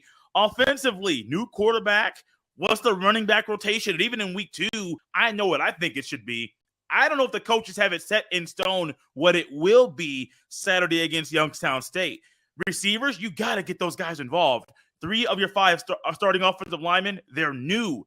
You're going to have some growing pains early in the season. We saw those week 1. And so I do think for the Buckeyes to make the playoff once again, a lot of questions are on the defense. The offense. Defensively, I think they'll be fine. I think they'll be one of the surprising units in the Big Ten, maybe in the entire country. with how fundamentally sound they are week in and week out. But a lot of it goes to how quickly do you get things fixed with quarterback? How quickly does the offense get and stop playing conservative football? Do you beat Notre Dame? If you don't beat Notre Dame, your chances of going to the playoff go down drastically because you got Penn State at home. That week after, I do believe it's Wisconsin on the road. You got Michigan on the road in Ann Arbor. You got a Maryland team, and their defense is playing better than advertised. The Buckeye schedule, it's not the easiest this year. Look at the offense. The Buckeyes want to get to the playoff. That offense has to play better. So, Jay, what you just pitched me is this schedule is really tough when it comes to trying to win enough games, the right games, to make college football playoff. Because, look, if you beat everybody else but lose to Maryland, you're still in. You still got a shot at this thing. So where do you stand right now? Does Ohio State make the college football playoff in 2023? Woo! Before the season, I said yes, and I don't think I've seen enough ball to change my mind. I do think the Buckeyes make the playoff this year. I just think this roster is too talented, and I do think over the next few weeks, I say few, I do think you're going to see something special from Ohio State against Notre Dame. And I don't know exactly why I think that, because based off one game, I don't have a reason to think that. But my gut tells me the offense will not be a well-oiled machine, but will be a whole lot better. The running backs will be a whole lot better. They'll start targeting the two receivers that are future potential first-round picks. So I do think by Notre Dame week, the game plan is going to be tweaked drastically. The defense will play a whole lot better. The rotations will get tighter for that game, because in that game in South Bend, if you win that game on the road, night game on NBC, you're telling the world, hey, we know what happened week 1. We know we got 2 lesser opponents week 2 and week 3, but this is Buckeye football. And Buckeye football shows up on the road and wins big games. So, yeah, I still have them in the playoff. That can change over the next few weeks, but I have not seen enough ball to change my prediction. Yeah, you're seeing a team grow up in real time here, Jay. And a lot of these playoff hopefuls, Georgia, another, need progression over the course of the season. We'll see if Ohio State can keep up with it. Jay, thanks for joining College Football Kickoff Live. No problem.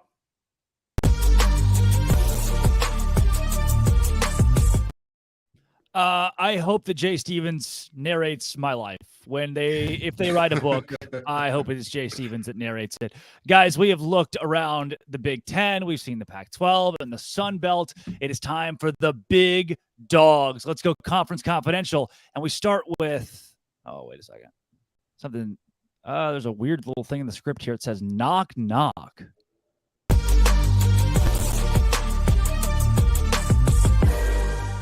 Hey, who's there? Get it? Because that's the Big 12. That's who's there.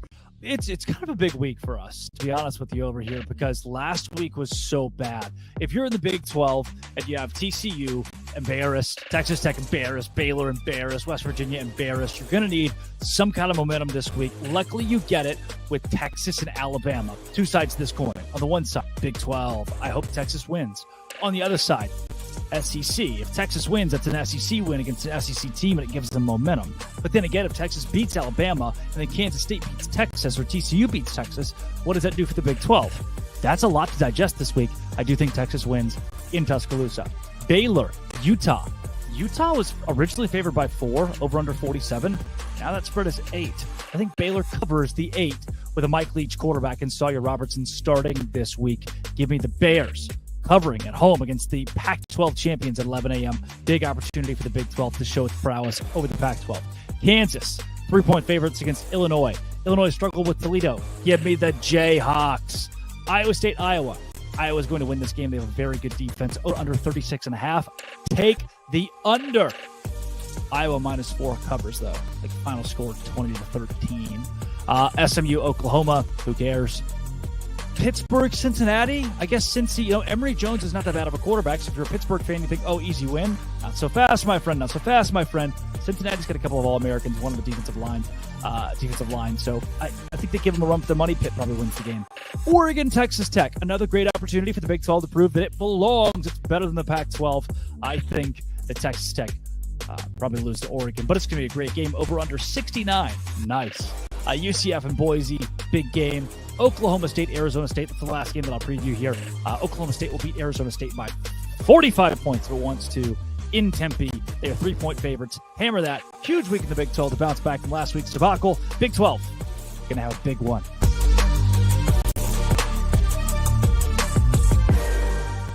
What's happening, everybody? Chris Gordy here from Locked On SEC. We got some big non-conference games in week 2 for the SEC. We start with number 20, Ole Miss at number 24, Tulane. A danger spot here for Lane Kiffin, the Ole Miss Rebels. Tulane quarterback Michael Pratt was near perfect last week in that win over South Alabama. Ole Miss, they hung 73 on Mercer last week, but this will be a much tougher test. Yulman Stadium is going to be loud. It's a small stadium, but those New Orleans fans are going to be drunk and fired up. And look, danger spot here for Ole Miss. I think Ole Miss wins in a close one. Quinshon Judkins in that run game wear them down in the second half.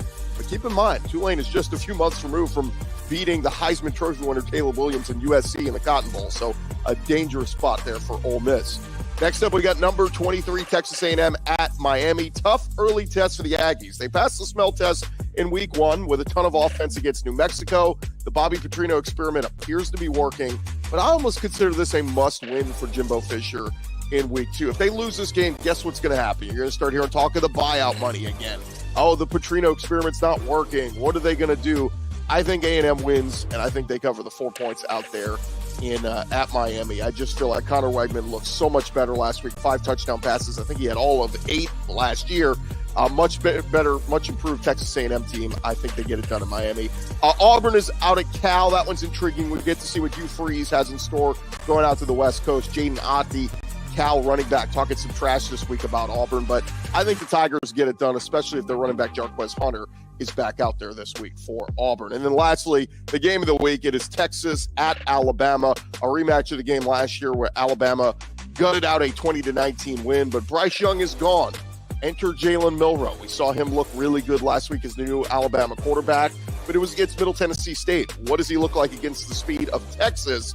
Going to be interesting, especially that Alabama defense going up against those Texas receivers. Quinn Ewers, he was having a day before he got knocked out of that game a year ago. So big game here for Alabama. I think they get it done at home as a 7-point favorite in Tuscaloosa. Look, Nick Saban's only lost 5 games at home since 2010, and 3 of those were special Heisman performances when you consider Johnny Manziel, Cam Newton, and Joe Burrow. If Quinn Ewers plays Heisman-level football, they'll pull off the upset, but I think Alabama wins and wins at home.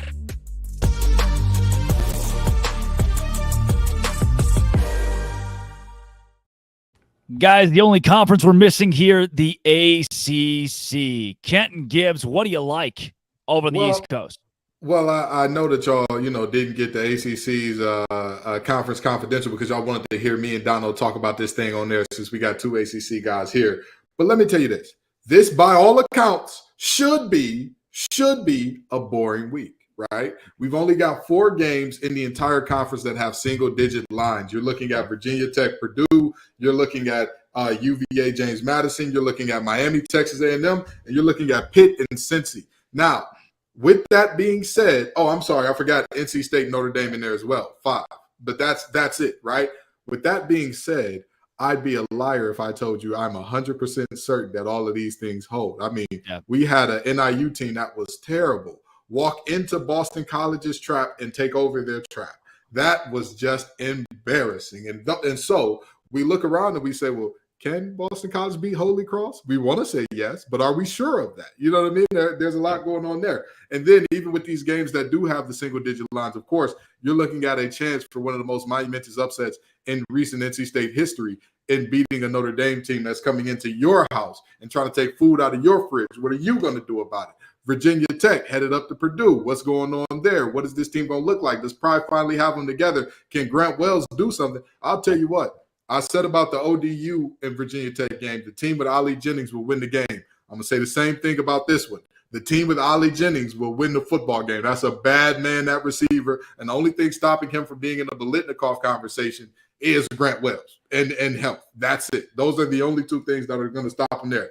Virginia JMU, the best team in the state of Virginia, will win. I'm talking about the James Madison Dukes. They will win that football game. I have faith in them to cover that 6.5. We've already talked about Miami, Texas A&M, but Pitt Cincy could get real spicy. Yep. That could get real interesting. You've got Scott Satterfield, a guy who's no stranger to the ACC. Last stop was at Louisville, now coaching against Pitt in this game where we're finally going to get to see, well, the last time Pitt had a quarterback, what happened?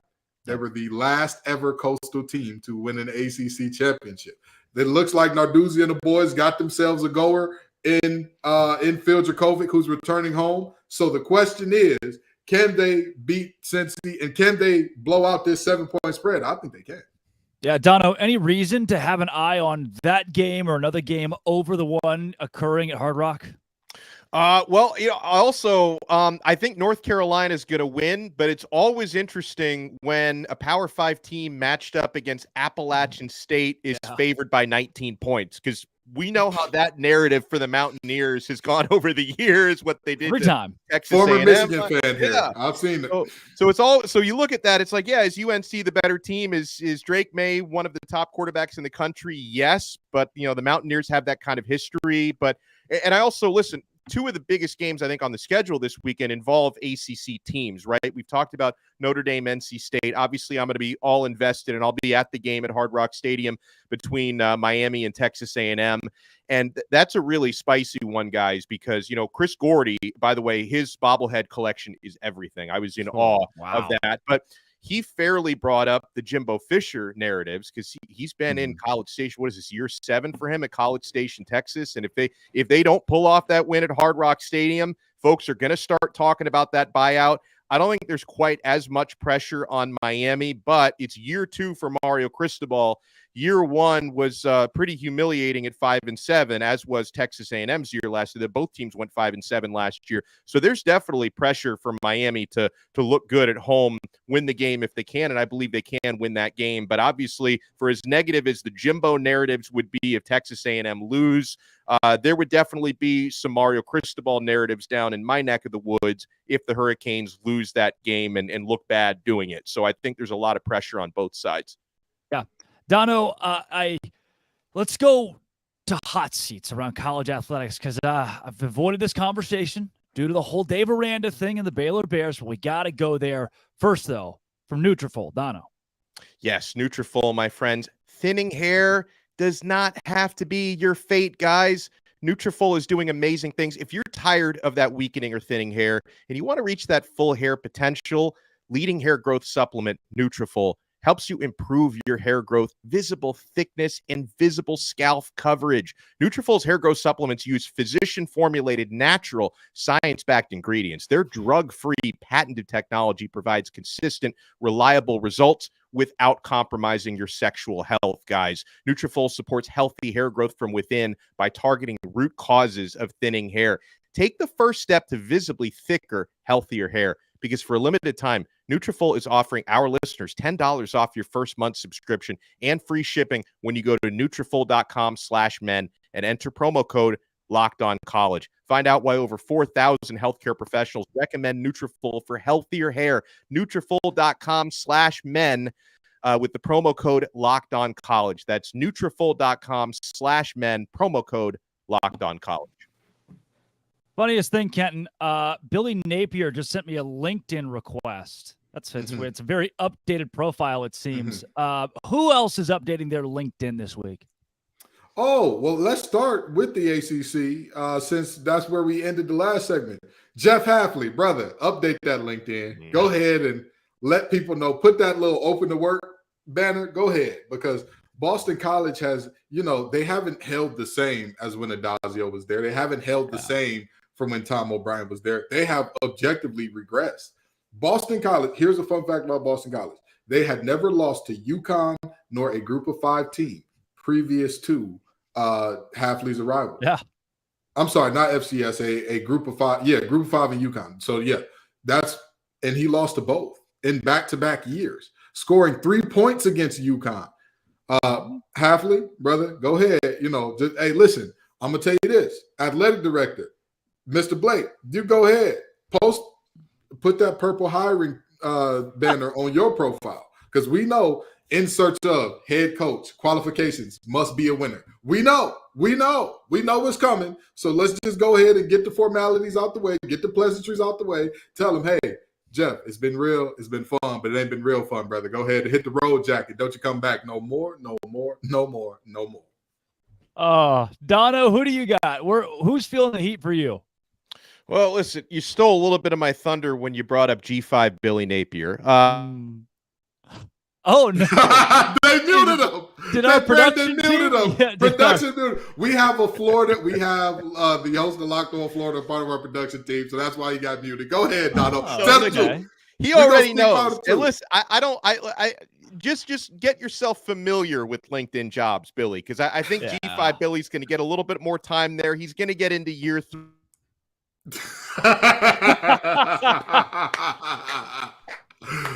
Dono, it's weird. Your mic's not working. Yeah, they can't mute the truth, Dono. Tell the truth on them. Tell them folks the truth. Bullying is working on me in this case, because I also want to remind folks that I don't know if Dabo Swinney even knows what the internet is, because he's so behind on everything else when it comes to NIL, recruiting policies. But if someone can direct Dabo to a computer, you might want to at least complete a LinkedIn profile. Okay. Just complete that profile, because if the Tigers don't get back on track after getting blown out by Duke, he might need to spruce up that resume a little bit and log on to LinkedIn Jobs. Now, wait a minute. In Dabo's defense, and I hate to say this, because you're making me defend Dabo all willy-nilly. That hurts my pride. Friday's supposed to be a good day for me, Dono. Friday's supposed to be a great day, but here you go. Got me defending Dabo. Dabo has the type of leash where he can afford one actual down year. Because last year, everybody said, oh, that's a down year. No. That was a down year for Clemson. That wasn't actually a down year. Double-digit wins, New Year's Six Bowl, conference championship. That's not a down year. Now, he can afford one. If they go like 5-7, 6-6, something like 6-7 or whatever this year, he'll be okay. You do that again, and don't worry about it. You know, he don't even got to update his LinkedIn. Just going down there and try coaching those receivers in Tuscaloosa for a while. You know, I know that they got a carousel of former great coaches that are about to get churned back out. So that may be Dabo's fate. But I think for now, his seat is a little warm, but I'm not ready to say it's hot. You know, some of these coaches, their seats are hot as fish grease. I'm looking at you up in Minnesota. They ain't liking rowing the boat, brother. If you don't show improve something against the teams you got coming up here, you know, you're going to be looking at some problems. So I'm just saying. Throw a little PJ Fleck out there. Yeah, Fleck got to get it. Fleck got to be in on it. I want to, I don't know how to react. How often do you see a head coach cry on the sidelines in the middle of a game? Yeah. I mean, there's the one human side of me that thinks, guy's probably going through the ringer right now. And then the other side that thinks, we can't do that. We cannot cry on our sideline. Butch Jones at Arkansas State actually took a shot at Tennessee fans this week. He was like, oh, yeah, all the pressure on me is not even coming from our fan base. It's coming from, effectively, he insinuated Tennessee. It's like, Butch, everything you could say, you have just done a terrible job, and you cried on the sidelines in a 73-0 loss. Him and Neil Brown are tied for the hottest seat, though Neil is so fired that he doesn't have to cry, because he's just like, all right, all right, where am I going to be? Where am I going to be next?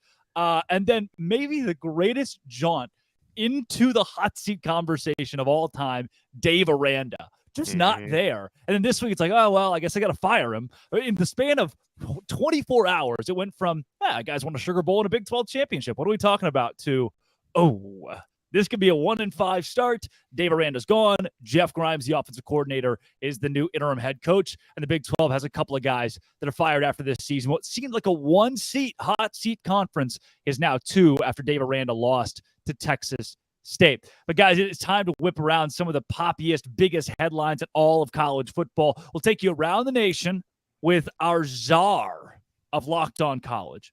We have Heisman. Do we have a Heisman frontrunner already? Is it over in Colorado? Zach Blackerby, let's go.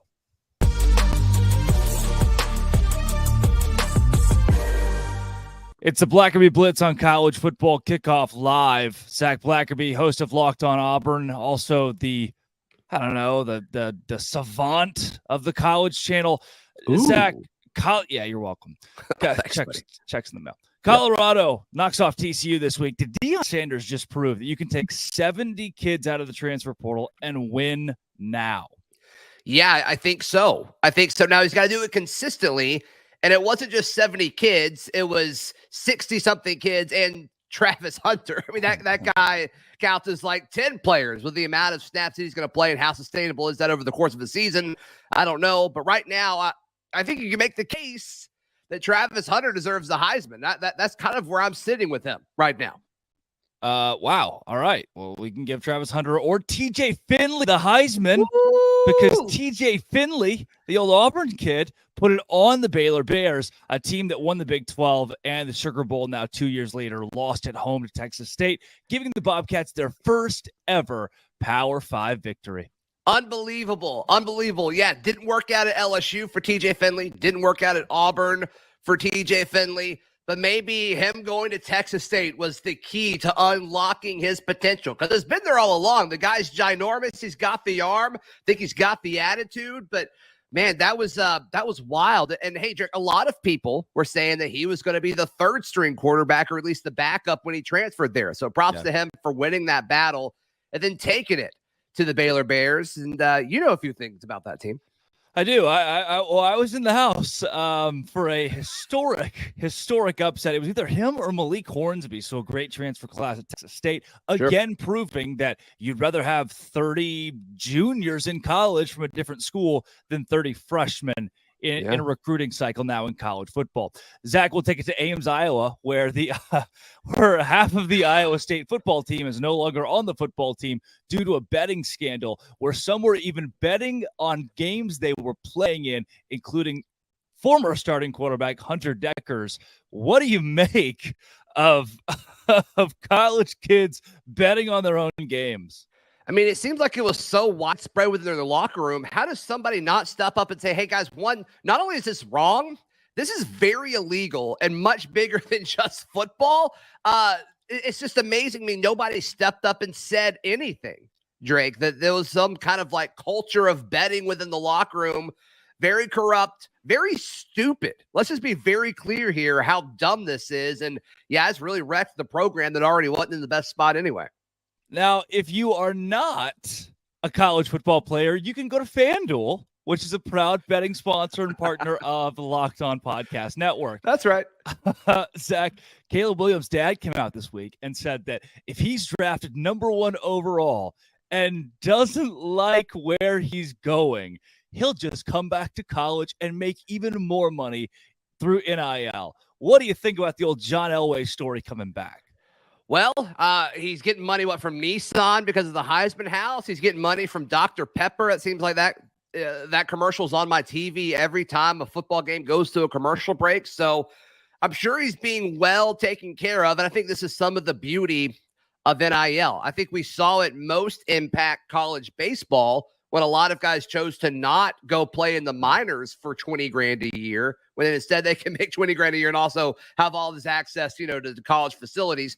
I think you're going to see some guys say, no, my gig right now is better than if I were to go to the NFL. And I think you're going to see it more in the later rounds. It's kind of interesting seeing it with a potential number 1 overall pick. But when you win the Heisman, you get that cheddar from more than just your school's collective, Drake. And I think, I don't know if he's going to necessarily make more in college, but look, I don't know if I'd want to go play for the Cardinals either. So I do not blame Caleb Williams if this is all true.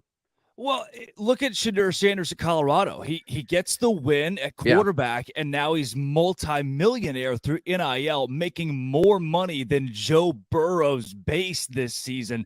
Does that show, hey, look, we're at an age, the longer you stay in college, the better if you're that guy? Yeah, if you're that guy, it's all about, the name, image, and likeness. I think NIL shifted to, almost some pay for play with all these collectives popping up. But it is more than that. At the core of it, it is still about NIL. And these folks that are making a lot of money, I cover Auburn, Swinney Lee, the best gymnast in the world. She's a gold medalist, for the most recent Olympics. She made a ton of money, but it really wasn't from Auburn. It was from Dancing with the Stars and all these other big brands that partnered with her. And if you're that big, you deserve that sort of money. And you probably have more freedom to do that at the college level than you would in the NFL. Couple more, Zach. We'll take you back out to the South. Clemson Tigers got drubbed by the Duke Blue Devils. Yikes. And Dabo is in Spain without the S. What do we do about Dabo Swinney? I think you got to start asking the question, if he doesn't have the best quarterback in the country, how good of a coach is he actually? I mean, this is a guy who had loaded teams with Taj Boyd, and he was throwing to guys like DeAndre Hopkins and Markevius Bryant, I believe, was on that team as well. Andre Ellington, and they couldn't get it done with that roster. But hey, Trevor Lawrence was really, really good. Deshaun Watson was really, really good. Kind of makes you wonder, if he doesn't have the best quarterback in college football, how good of a coach is he? Chad Morris is on staff. That's all you need to know. Zach Oh my Blackerby. gosh. Chad Why do people Morris, keep hiring him? It doesn't make any special sense. offensive assistant at Clemson. Last but not least, you sent me this name incorrectly when you texted it to me. It's not Jaden Ott. It's Jaden Ott of Cal. The Bears said the name Auburn means nothing. Zach, it's your one Auburn headline of the week. I appreciate it. Are you fearful of the Cal Bears this week? I'm not. I'm actually less fearful after he's kind of shooting his shot. Does he not know that he plays for Cal? This is a team that hasn't had a winning conference record, I think, since 2009. They haven't won a national championship since 1937. Like, what are we doing here? You play for Cal. You were just like not in a conference a week ago because nobody else wanted you. And you're having to stoop to the level of joining a conference where the rest of the schools are 12 hours away from you because you don't really have a say in the matter. So we'll certainly see. It's going to be the latest kickoff in Auburn football history. I think that may impact the Tigers, unfortunately. But look, I'm all for it. We're not going to get a whole lot of opportunities for this. ACC After Dark. How about that? Gross. That's Zach Blackerby, host of Locked On Auburn and the savant, the Locked On College Football Podcast, right here on College Football Kickoff Live.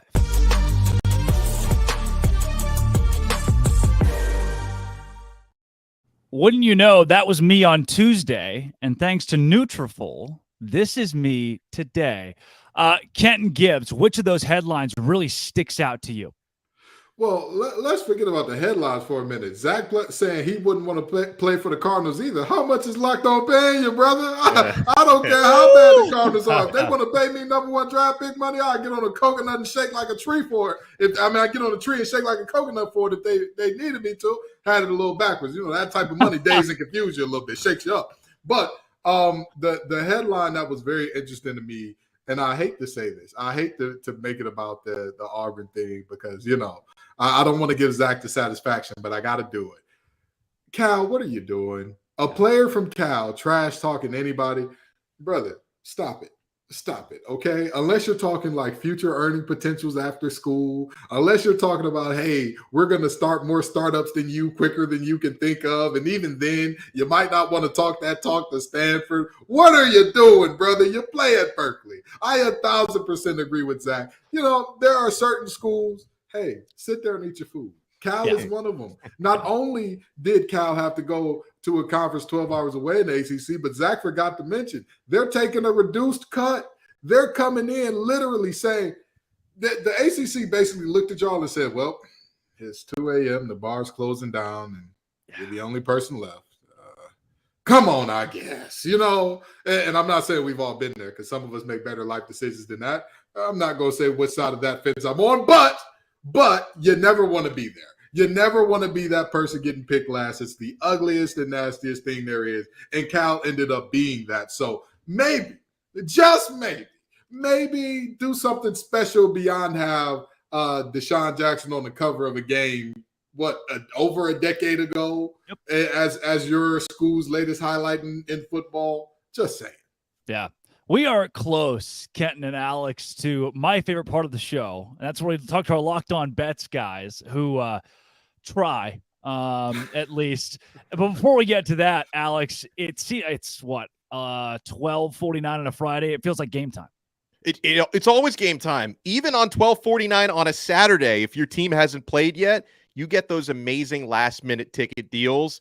Forget planning months in advance, guys. Game Time has deals on tickets right up to the day of the event. Get exclusive flash deals on tickets for football, basketball, baseball, concerts, comedy, theater, and more. I used to get stressed out by the last-minute ticket experience. Now I embrace it. And the game time guarantee means you'll always get the best price. If you find tickets in the same section and row for less, Game Time will credit you 110% of the difference. So download the Game Time app, create an account, and use code LOCKEDONCollege for $20 off your first purchase. Terms apply. Again, create an account and redeem code LOCKEDONCollege for $20 off. Download Game Time today. Last minute tickets, lowest price, guaranteed.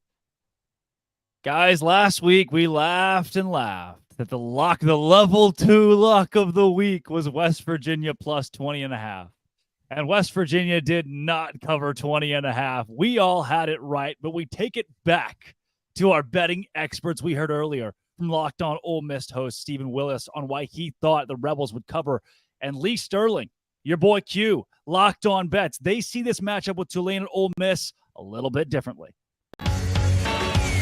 What the WTF? How about a top 25 matchup between Ole Miss and Tulane? Both teams come in 1-0 on the young season. FanDuel.com line on this one. Ole Miss minus 7.5 versus Tulane. Break this one down for us, Lee. Yeah, Tulane has been thinking about this game.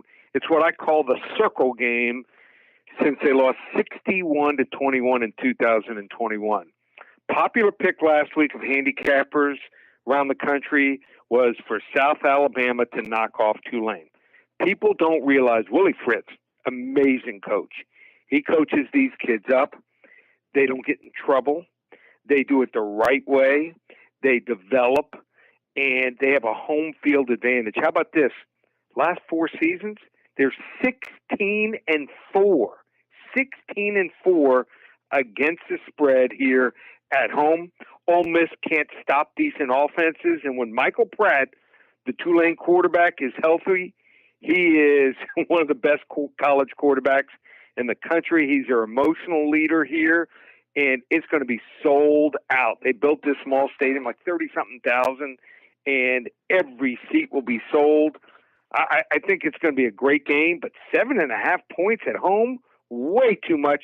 I think Ole Miss escapes 34-31, but I'll take the points here in the Green Wave.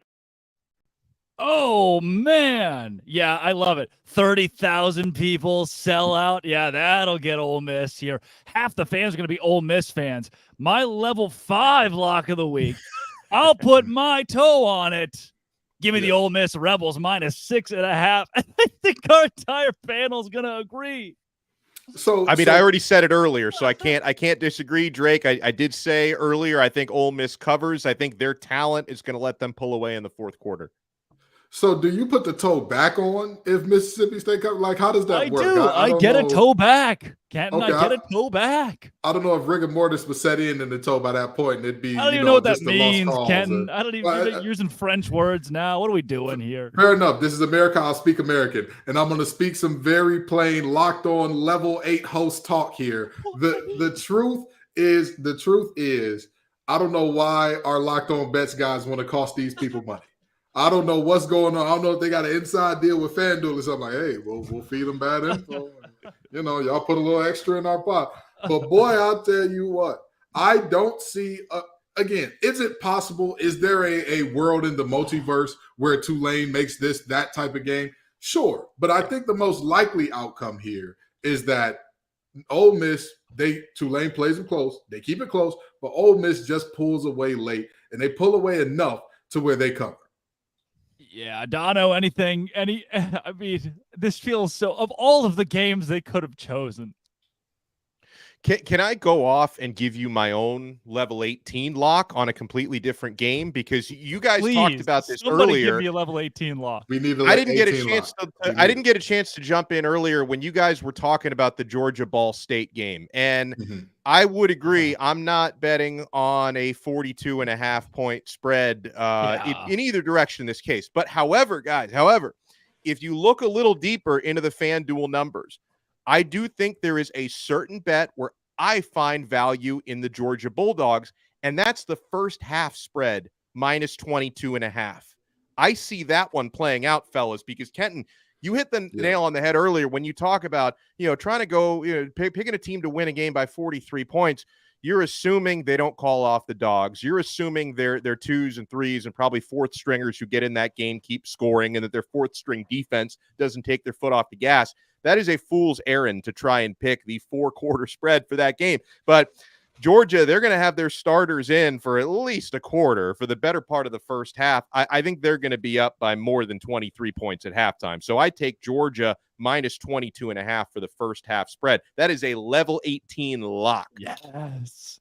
I love it, guys. There are a few in the Big 12 that I really enjoy this week, like Kansas State hosting Troy. I don't think Troy's a bad Sunbelt team, but 16.5 for a home team that I think could win the league. It's one of those 11 a.m. snoozers that ends 31-14. I don't know if it's a total blowout, but they're at least going to cover 16.5. And then I've started as a picked apart where this league is. The one game that I keep coming back to is Alabama, Texas. So if I do need to pick one game, I've lost my left pinky toe, but it is on ice. I have it right here. If I can reattach it, I will reattach it with my level 18 lock this week. The Texas Longhorns +7. Some say 7.5. I would wait till kickoff because it keeps moving in the Bama direction. I'm going Texas +7.5. My left toe, rusted knife once again in hand, tetanus shot in the other. There it is. There it is. And look, you can see on my left foot, you can see my heels. I have been breaking those in the last few days. Kenton Gibbs, what's your lock of the week? Boy, I know that Rex Ryan is excited to watch this show now.